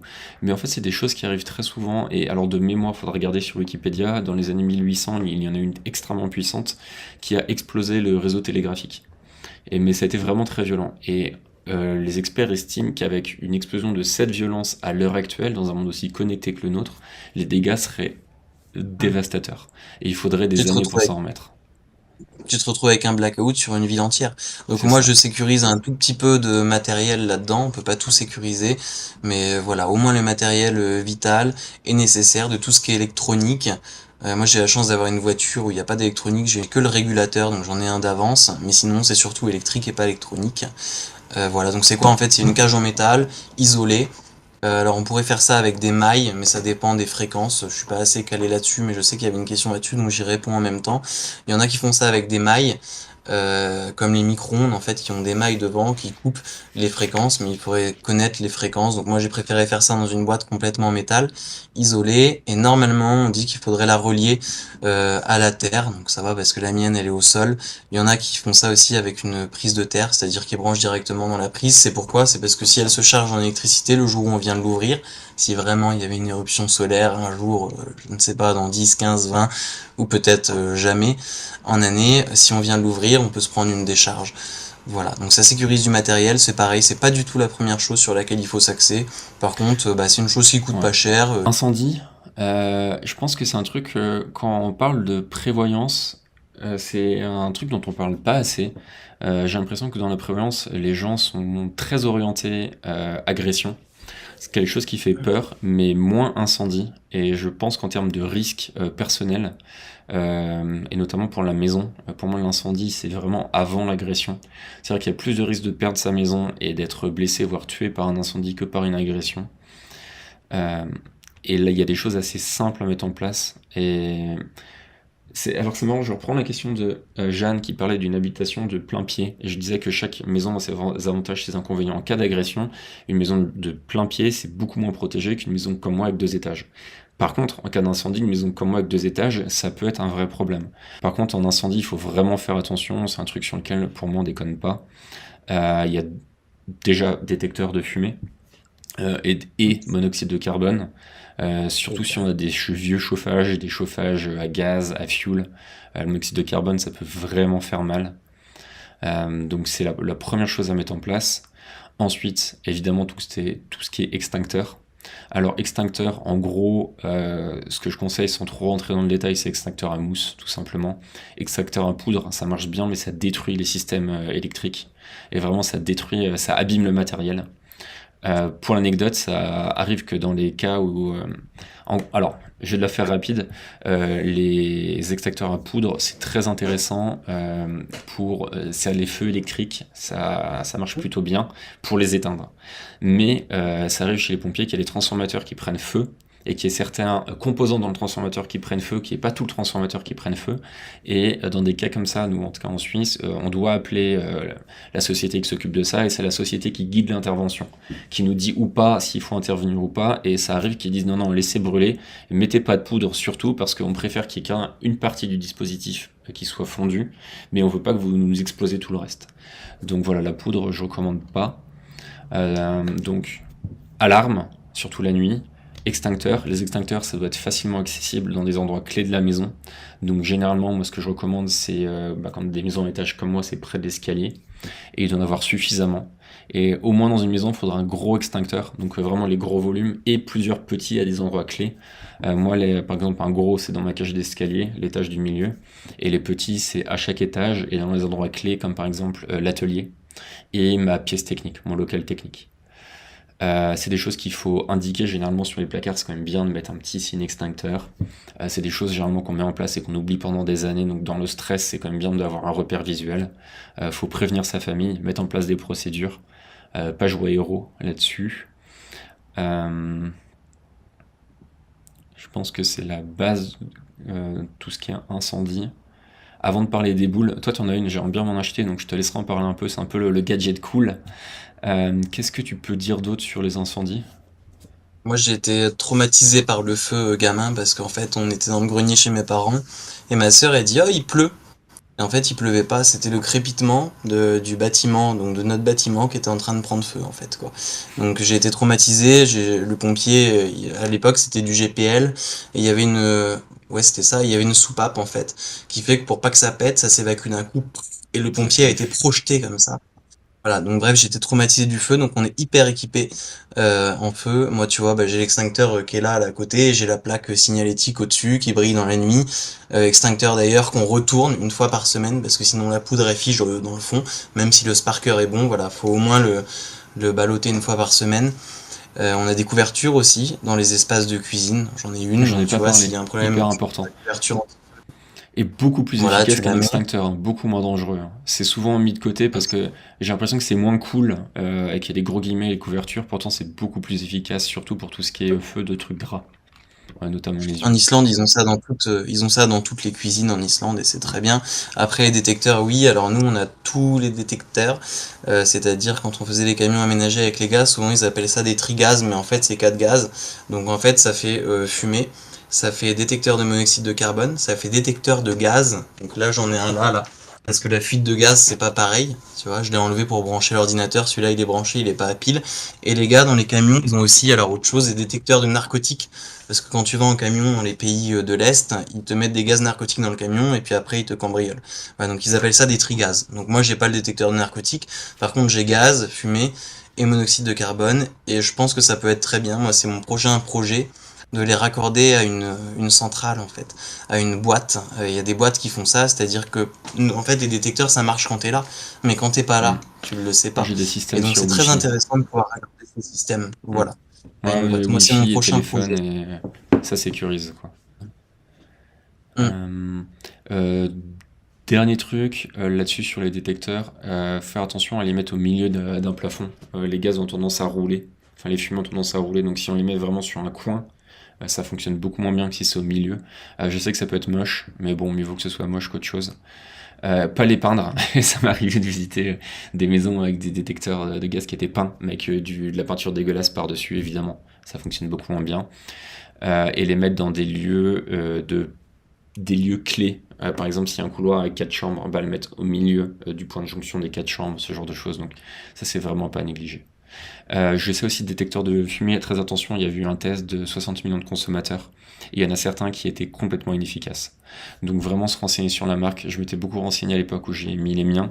J'avoue que j'ai plus la marque en tête, mais il y a une enquête de 60 millions de consommateurs, je pense qu'il est indispensable à regarder avant d'acheter, et c'était pas du tout les plus chers, les plus efficaces. Il y a vraiment des marques, c'est hallucinant que ce soit autorisé sur le marché, enfin qu'il n'y ait pas de test, qui étaient complètement inefficaces. Hmm. Voilà pour tout ce qui est incendie. Tu veux parler des boules? Donc ce sont des boules, ça avait fait innovation, je sais plus, pas un concours l'épine, mais un espèce de concours comme ça. Donc ce sont des boules, un peu comme des grenades en fait. S'il y a un feu, un gamin peut la prendre, la jeter dans le feu, et t'as un effet de blast, de souffle, qui souffle le feu, plus une poudre qui vient en plus. Mais elles ont pas que cette fonction grenade que tu peux lancer. Elles ont aussi une fonction prévention. Tu peux la mettre au-dessus d'un onduleur, tu peux la mettre au-dessus d'un tableau électrique, en fait tu la mets Ça se fait au-dessus de de tout ce plus qui en est à plus risque. au-dessus les tableaux électriques, ouais. Voilà. Et donc là, alors les gens savent pas souvent comment les placer, mais en fait t'as une indication, t'as une petite flèche. C'est comme quand on monte des fumisteries pour les poêles, t'as un sens pour le tuyau. Les gens savent pas. Donc voilà, t'as une petite flèche. Des fois elle se place à l'envers parce que la flèche est à l'envers et donc la boule est écrite à l'envers, peu importe. Et donc là, donc elle dégage vers le bas. L'effet de souffle, l'effet de blast, plus la poudre, ce qui fait que ça permet de prévenir des feux si tu n'es pas là. Alors, pas de prévenir des feux, de prévenir des départs de feu. Donc faut la mettre vraiment au plus près du futur départ de feu s'il y a un risque. Voilà, c'est vraiment un plus. Alors, des vrais modèles, de la vraie marque de l'Indien, je crois que c'est 150-200 euros, et tu en trouves des fois entre 30 et 60 euros sur Amazon, d'autres modèles, un petit peu sous marque, parce que ça fait maintenant longtemps que c'est développé. Faudrait en essayer une, quand on voit les vidéos, le mec il l'a dans la main, et en fait il se la fait péter dans la main, et puis bah lui il a rien, il est en combi complète et tout, voilà, il est protégé, et t'as juste la poudre qui... Voilà, donc c'est pas non plus hyper dangereux. Après, quand t'es en Apparemment. tenue pompier, tu peux subir des trucs, ça te fait rien du tout, hein. C'est assez impressionnant Mm. l'efficacité. Et Philippe qui précise, je suis encore en vie grâce au détecteur de fumée. Pour moi, c'est vraiment un rapport entre l'efficacité et le prix qui est extrêmement intéressant. Un détecteur de fumée, c'est vraiment un truc où je ferai pas contre. Euh, Agnès qui demande pour les extincteurs, il faut les faire réviser tous les combien? Alors, de mémoire, les extincteurs ont des durées de péremption. Et il y a enfin, en tout cas les extincteurs modernes ont une barre de pression, un petit indicateur de pression. Donc il faut regarder l'indicateur de pression de temps en temps. Et si tu veux pas jouer avec le feu, sans jeu de mots, pas dépasser la date de péremption. Et moi, ce que je fais une fois que ça m'arrive une fois ou deux d'avoir qui dépasse la date de péremption, c'est super de s'entraîner de temps en temps avec un extincteur. Si t'es pas pompier, t'as pas la chance de le faire souvent. Et c'est le genre de truc où de le faire de temps en temps, ça te permet de te rendre compte déjà de ce que ça fait. Et ensuite, ça te permet de te rendre compte de la quantité qu'il y a dedans. Faut pas s'amuser, enfin, il n'y a pas une si grande quantité que ça dans un extincteur, donc faut vraiment pas en mettre trop, être précautionneux dans l'utilisation. Donc une fois que moi je conseille fortement d'utiliser ce genre de choses, on sait jamais quand ça peut servir. Et à 3 heures du matin, pas réveiller, se dire merde comment ça fonctionne ce truc, de voir du feu, mettre tout à côté, et puis après il n'y a plus rien à voir, ce serait vraiment dommage. Donc une fois qu'ils ont dépassé, testez-les. Je vais juste te dire ce que le mec m'a dit parce qu'on n'a jamais payé un extincteur, c'est un pote à moi qui tient une boîte. Alors ne fais pas ça, change-les à chaque date de péremption bien sûr. Mais le mec m'a dit, tant que ton nanomètre il est bon, il est dans le verre, c'est que ton sparker à l'intérieur, donc ce qui propulse, est bon. Par contre, lui il les révise quand même, c'est obligatoire. Et surtout, il faut absolument les retourner souvent parce que le problème c'est que la poudre, comme je disais tout à l'heure, elle vient coller dans le fond. Mais normalement, tant que c'est ton nanomètre est dans le verre, ton sparker est bon. Mais il faut au moins les faire réviser, faut pas se dire c'est dans le verre, c'est bon. Mais normalement, c'est ok. On est à la partie 11 sur 17. Donc, on a fait ce soir chauffage, eau, sécurité, protection. On comptait faire encore communication, lien social, connaissance, stockage, outils de transformation alimentaire, santé, hygiène. Donc, on a encore 6 parties à faire. Communication, lien social, ça peut aller assez vite. Connaissance aussi, par contre, stockage, franchement, on peut vraiment insister là-dessus. Outils de transformation alimentaire, pareil, je pense que moi j'ai plein de trucs à dire, je pense que toi aussi. Surtout que c'est marrant parce que on conserve pas tout à fait de la même façon, donc ce serait très cool d'en parler. Et santé, hygiène, pareil. On voit que ça vous intéresse toujours. Donc on va faire une troisième partie. Ça te va, Virgile? Non, non, c'est ok, pas de problème. Cool. Ben écoute, on part sur la troisième. Ce que je te propose, c'est de faire communication, s'arrêter là, et c'est-à-dire que la prochaine fois, on ferait connaissance, stockage, outils de transformation et santé, hygiène. Communication, alors rapidement, moi c'était pas dans mes points à parler, mais ça me revient comme ça en tête. Je crois que c'est très important de tout simplement bien savoir communiquer avec les gens. Parce que J'allais insister là-dessus. Vas-y, je t'en prie, vas-y, et je réponds après. moi j'ai fait 3 années de PNL, programmation neurolinguistique. Je l'ai fait pour moi. Donc là, au jour d'aujourd'hui, je peux poser une petite plaque dorée. La psychothérapeute, je l'ai surtout pas fait pour ça. Je l'ai fait pour moi parce qu'en fait, quand tu vas voir un psychothérapeute, tu payes et puis c'est super cher. Et en fait, bah, autant de payer la formation et tu fais les exercices. Donc c'est carrément ce que j'ai fait à un moment où j'allais pas bien. Et c'était top. Et ça m'a appris plein de billes pour communiquer avec les gens. Alors, il y a plein de billes que j'ai perdues aussi. Et puis, je fais preuve de moins en moins de tolérance parce que des fois, des fois, j'ai pas envie. Mais par contre, au moins, je sais quand il faut le faire et je sais m'adapter aux gens et ça, c'est hyper important, quoi. La synchronisation, pouvoir se synchroniser avec les gens. Est-ce que t'es bien avec les gens? Le calibrage, calibrer. Est-ce que l'autre il est bien? Est-ce que l'autre il est pas bien? Ce qui veut dire aussi toutes les omissions. Les gens font des omissions volontaires, les gens font des imprécisions. C'est hyper important de pouvoir décoder ça pour bien communiquer en fait dans la vie réelle, avant de parler de communication, de pigeons voyageurs, de CB, etc. Ça pour moi c'est la première des bases de la communication. Et quand on parlait du voisinage, de se créer un bon voisinage, et ben ça en fait partie en fait. Les gens, si tu sais les prendre, il n'y a pas de problème quoi. Et tu... En fait, là, on vient de faire la partie lien social. Ouais, c'était pour l'introduction sur les communications, pardon. Et du coup, on Donc du coup, enchaîne en tout cas, communication? Ouais, ouais, en Allez, termes, parce que sinon après on va se perdre. Moi j'ai plus les photos devant moi, j'ai pas envie de bouiner parce que j'ai peur de tout casser le système. Là, moi je suis bien sur les trucs de bad, mais dans l'informatique, je suis vraiment une bille. En communication, donc nous on a des pigeons voyageurs, il doit y avoir une photo d'un pigeon avec le sac à dos sur le dos. Je le disais dans le premier live, nous on a fait des pigeons voyageurs parce que c'était pour le fun. C'est quand même un moyen de communication qui est plutôt pas mal. Il retourne toujours à son endroit. Jusqu'à il y a 30 ans, je crois, chez nous, ils transportaient les prises de sang en pigeons voyageurs parce qu'en fait, ça allait beaucoup plus vite que par la route. Voilà, donc c'est un système de communication qui a fait partie d'ailleurs des guerres. Ça faisait partie de l'armée à un moment, les pigeons voyageurs. C'est juste un système de communication qu'on oublie un petit peu et qui demande quand même un petit peu d'investissement. Voilà, donc à faire pour le fun, c'est très intéressant et c'est surtout que c'est quelque chose qui peut se faire même en ville. En fait, en ville, tu mets une simple boîte, on voit plein de maisons de campagne ici, même chez nous, qui avaient une simple boîte devant la maison. Elles avaient leur petit couple de deux pigeons et puis ça suffit aux pigeons pour vivre et pour couver. Ça peut se faire vraiment partout, c'est pas délicat, ça s'élève très facilement. Voilà, hmm. donc on a ça comme moyen de communication un petit peu annexe, un petit peu rigolo. Ce que je te propose, c'est de faire efficace sur communication, puis ensuite on fait les questions. Vas-y. Téléphone, moi je suis pas bon, j'avais un mauvais téléphone pendant très longtemps, sans internet. Là j'ai un smartphone soi-disant incassable, mais qui commence un petit peu Un cat? à déconner. Hein? Un cat? Caterpillar? Non, un Ulfone, ça... Ok. Ouais, ouais, Parce que c'est ce que j'ai un comme recommandé. Ouais. ça. Moi, j'ai deux téléphones. J'ai le téléphone courant, qui est un Samsung classique, et un Caterpillar. Un téléphone Caterpillar, c'est des téléphones un peu faits pour de chantier. Alors moi, j'ai pas. Enfin, c'est un ami qui m'a donné ça parce qu'il en avait gratuit avec sa boîte en quantité. Et dans sa boîte, il s'amusait à shooter dedans dans les couloirs. Pour vous donner la solidité du truc. Alors le processeur c'est une catastrophe, hein. On clique, faut attendre 3-4 secondes pour qu'une application s'ouvre, mais bon pour un smartphone résilient c'est absolument génial. Comme il n'y a aucune application dessus, de toute façon elle fonctionne pas, la batterie elle est juste géniale, enfin c'est vraiment plusieurs jours. Donc je pense que c'est Moi, cool d'avoir un smartphone de secours en cas de problème et d'avoir le smartphone le plus basique possible. TalkieWalkie, ça je pense que c'est le moyen de communication autonome le plus simple et le plus accessible à tout le monde. Vraiment un truc que je recommande. Moi, j'ai d'abord commencé avec les Baofeng et ensuite je suis passé au Takiwalki. Et alors, c'est deux choses différentes, on en parlera après. Mais vraiment, je préfère 10 fois le Takiwalki. En France, si je dis pas de bêtises, ils sont limités à 10 km max pour pas qu'ils puissent perturber certains signaux. On trouve un peu de tout en termes de qualité. Moi, ce que je recommande, c'est les Motorola. Et ça coûte pas si cher que ça qu'on les achète par 4 avec des stations de recharge.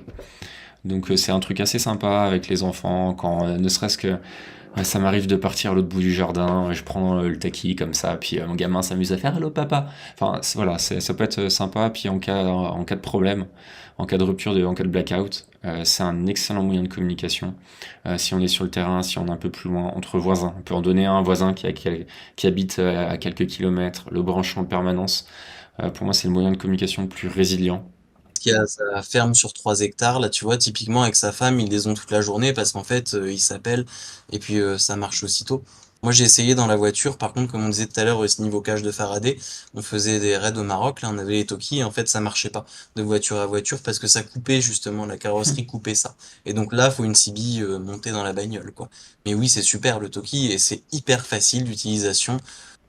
Voilà, sauf quand des fois tu as des recherches et que tu te perds un petit peu dans la recherche des fréquences et que tu as des Bah sous-fréquences, mais justement, c'est sinon ça les qui est basiques, bien c'est hyper avec le facile. Takiwalki. C'est que quand on parle du Takiwalki de base que tu achètes sur le commerce, tu as max 10 ou 12 fréquences et ça fonctionne hyper bien. Ce qu'on a chez les pompiers, c'est pareil. Tu pars en intervention, on est quelle fréquence? Nous, on est fréquence 12. Ok, bah paf, tu fous sur 12, tu vas pas plus loin. Mm. Donc ça marche vachement bien. Et ça me faisait penser quand tu disais il faut savoir bien communiquer. J'allais rebondir là-dessus et j'ai oublié. En fait, on peut vite se perdre quand on essaie d'expliquer quelque chose à quelqu'un à distance. Et un très bon moyen d'apprendre à communiquer, c'est d'apprendre déjà les bases de la communication talkie-walkie. Alors, je vais pas le faire ici, mais de Rémi à Virgile, Virgile de Rémi, ok. Et ensuite, terminer les conversations pour être sûr que ça passe bien. Ça sert à rien de partir non plus dans un mode militaire, mais si jamais on s'entend mal, c'est très important de partir là-dessus. Et un très bon truc à faire, c'est de faire un puzzle ou de faire un montage de Lego. Moi, c'est comme ça que j'ai appris la communication radio. C'est avec un montage de Lego. Et donc, quelqu'un a une structure, on prend des Lego aléatoires, on fait une forme avec ces Lego, et on dit à la personne qui est à l'autre bout du fil, qui a les mêmes Lego mais non montés, de faire la même forme. Et du coup, au début, on se dit bah c'est facile, c'est quoi cet exercice, on n'est pas des gamins. Et en fait, on se rend compte au bout du troisième échange que c'est absolument n'importe quoi. Et ça permet de vraiment prendre du recul, de dire ok, comment est-ce que je vais essayer de communiquer efficacement? Ok, qu'est-ce que je vais prendre comme point de repère sur la brique? Comment je vais gérer sur l'espace? Ok, là je me arrête de parler parce que j'ai l'impression que l'autre personne en face réfléchit. Enfin, et c'est un très bon exercice. Donc si je peux recommander deux choses sur les communications Taki, c'est d'apprendre les codes de communication Taki-Walkie et de faire des exercices de temps en temps de communication avec des Lego ou des schémas à dessiner au crayon. C'est voilà, c'est comme ça que j'ai appris et ça fonctionne vraiment très bien. C'est vraiment pas con le coup des Lego. Ouais, Moi je trouvais ça c'est pas con. très intelligent. Ouais. Des Lego ou Et de autre chose, mais de pas voir, ouais, c'est vraiment pas bête. Ouais. Et il faut faire gaffe aux fréquences. Moi, ça m'arrivait de tester, alors là, c'était de Baofeng qui sont un peu plus puissantes, mais à travers un lac, le lac Léman pour pas le citer, j'ai réussi à communiquer sur des distances vraiment très très longues, 7-8 km, voire un peu plus, sans aucun souci. C'était extrêmement clair parce que c'était au-dessus d'un lac. En montagne, à 200 mètres de chez moi, ma femme ne m'entendait pas, tout simplement parce que j'étais dans une sorte de crevasse. Donc le relief, ça change énormément et c'est quelque chose à prendre en compte dans la communication. On peut très bien s'entendre sur des longues distances si c'est dégagé et ne pas s'entendre à quelques centaines de mètres si c'est bloqué. Donc c'est pas magique et donc il y a quand même ça à prendre en compte. Ce que j'ai recommandé par contre, j'ai pas ça, si c'est des radios par contre, donc c'est pas des radios de communication, c'est des radios de réception avec une dynamo. Et ce qui est génial avec ça, c'est que ça fait radio, donc tu peux écouter les radios, tu peux écouter les secours et les communications gouvernementales en cas de rupture de la normalité, donc c'est très intéressant. Tu as une manivelle, donc ta radio elle tombera jamais en panne, et en plus tu as une petite power bank à l'intérieur, et tu peux charger ton téléphone avec la manivelle, donc je trouve ça génial comme matériel, donc je recommande toujours, mais c'est pas une radio de communication, c'est une radio de réception. Puis elle fait lampe aussi, Moi, je j'en ai crois. eu, genre, ça fait longtemps. Moi, j'en ai eu une pendant 8 ans. C'était les premières qui sortaient. Je crois que c'était Nature et Découverte. Et en fait, j'ai dû changer la batterie bah, au bout de 8 ans. Et on a changé la batterie, elle était repartie. Et puis après, bah, mon fils a cassé l'antenne, l'a fait tomber par terre. Mais en tout cas, même la batterie là-dessus, ça se change. Il suffit de taper le modèle de référence. Et puis si la batterie est black, tu la changes. Pour résumer sur la communication, en gros, communication, niveau 1, c'est avoir un téléphone, un vieux téléphone avec le moins de fonctionnalités possible. Et moi, je recommande les Caterpillar, pardon, qui sont vraiment très bien, donc en avoir un de côté au cas où. Ensuite, un talkie-walkie, ça fonctionne très bien. Donc deux ou trois talkie-walkie. Prenez quand même, alors j'ai pris des Motorola, je recommande quand même plutôt de prendre des bonnes marques. Les talkie-walkie de Decathlon, je suis pas très fan. J'ai vu des retours en tout cas qui étaient vraiment pas fous dessus, donc prenez plutôt de la bonne qualité, mais ça coûte pas si cher que ça de la bonne qualité.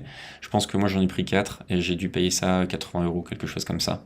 Donc niveau 1, téléphone de secours, talkie-walkie. Et après, si vous voulez vraiment vous amuser, vous perfectionner, Baofeng, non, je peux pas recommander, mais voilà. Des radios un peu comme ça. Et par contre, comme tu le dis, la radiocommunication, c'est vraiment un monde à part, hein. Je connais des geeks de la radiocommunication. Il y en a un que je connais qui a récupéré un bunker de l'armée suisse avec l'antenne qui sort de terre aussi, comme ça. Enfin, mais le mec, c'est un fou, il a mis une quantité de matos, mais c'est d'une précision. Enfin, c'est vraiment un monde à part, quoi. Donc, faut pas se dire qu'on va s'improvisionner radio amateur en une après-midi. Et moi, je conseille Euh, juste d'aller voir un club. Il y a plein de clubs encore. Et si vous vous y intéressez un tout petit peu, en fait, ça vaut le coup d'aller voir un club. Et les mecs, ils seront contents d'expliquer aux novices, d'informer, etc. Ça vaut le coup. C'est un domaine dans lequel ça vaut le coup de se faire accompagner.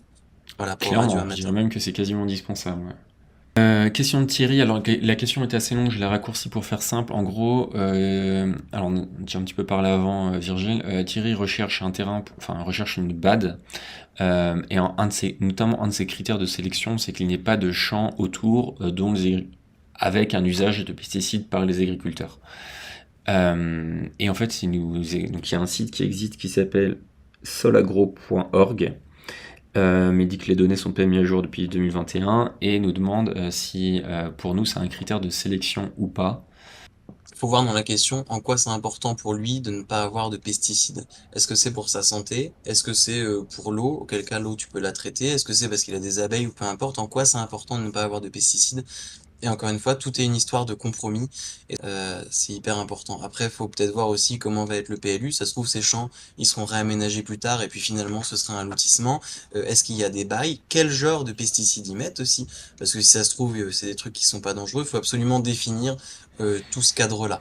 Parce qu'il y a des zones où ils épandent des pesticides et c'est pas très très grave, et d'autres où c'est en pente, on se ramène tous les pesticides dans la gueule, ou alors on a les vents dominants qui viennent vers nous. Voilà, faut absolument définir le cadre et commencer, parce que du coup ça peut être très grave, comme ça peut ne pas être grave, déjà. Et par rapport aux ruches, nous clairement on a du colza. Les pesticides défoncent les ruches, ça c'est clair. Par contre, bah, le colza, ça fait très vite monter les ruches. Là, on a gavé de miel. Donc, dans chaque chose, il y a un côté des fois positif, un côté négatif. Alors, il y a toujours un petit côté positif des pesticides, même s'il est minime. Il y a beaucoup, beaucoup de côtés négatifs. Mais voilà, faut essayer de voir le bon côté quelque part des choses. Et en quoi c'est important pour lui de ne pas avoir de pesticides. Et c'est ce qui définira les actions qu'il mettra en place s'il habite là-bas, en fait. Voilà. Écoutez, on va s'arrêter là pour ce soir. Si vous avez des questions, n'hésitez pas à les envoyer, c'est maintenant ou jamais. Et on a encore un beau programme, je suis sûr que 2 heures et demie, on va les faire sans aucun souci la prochaine fois.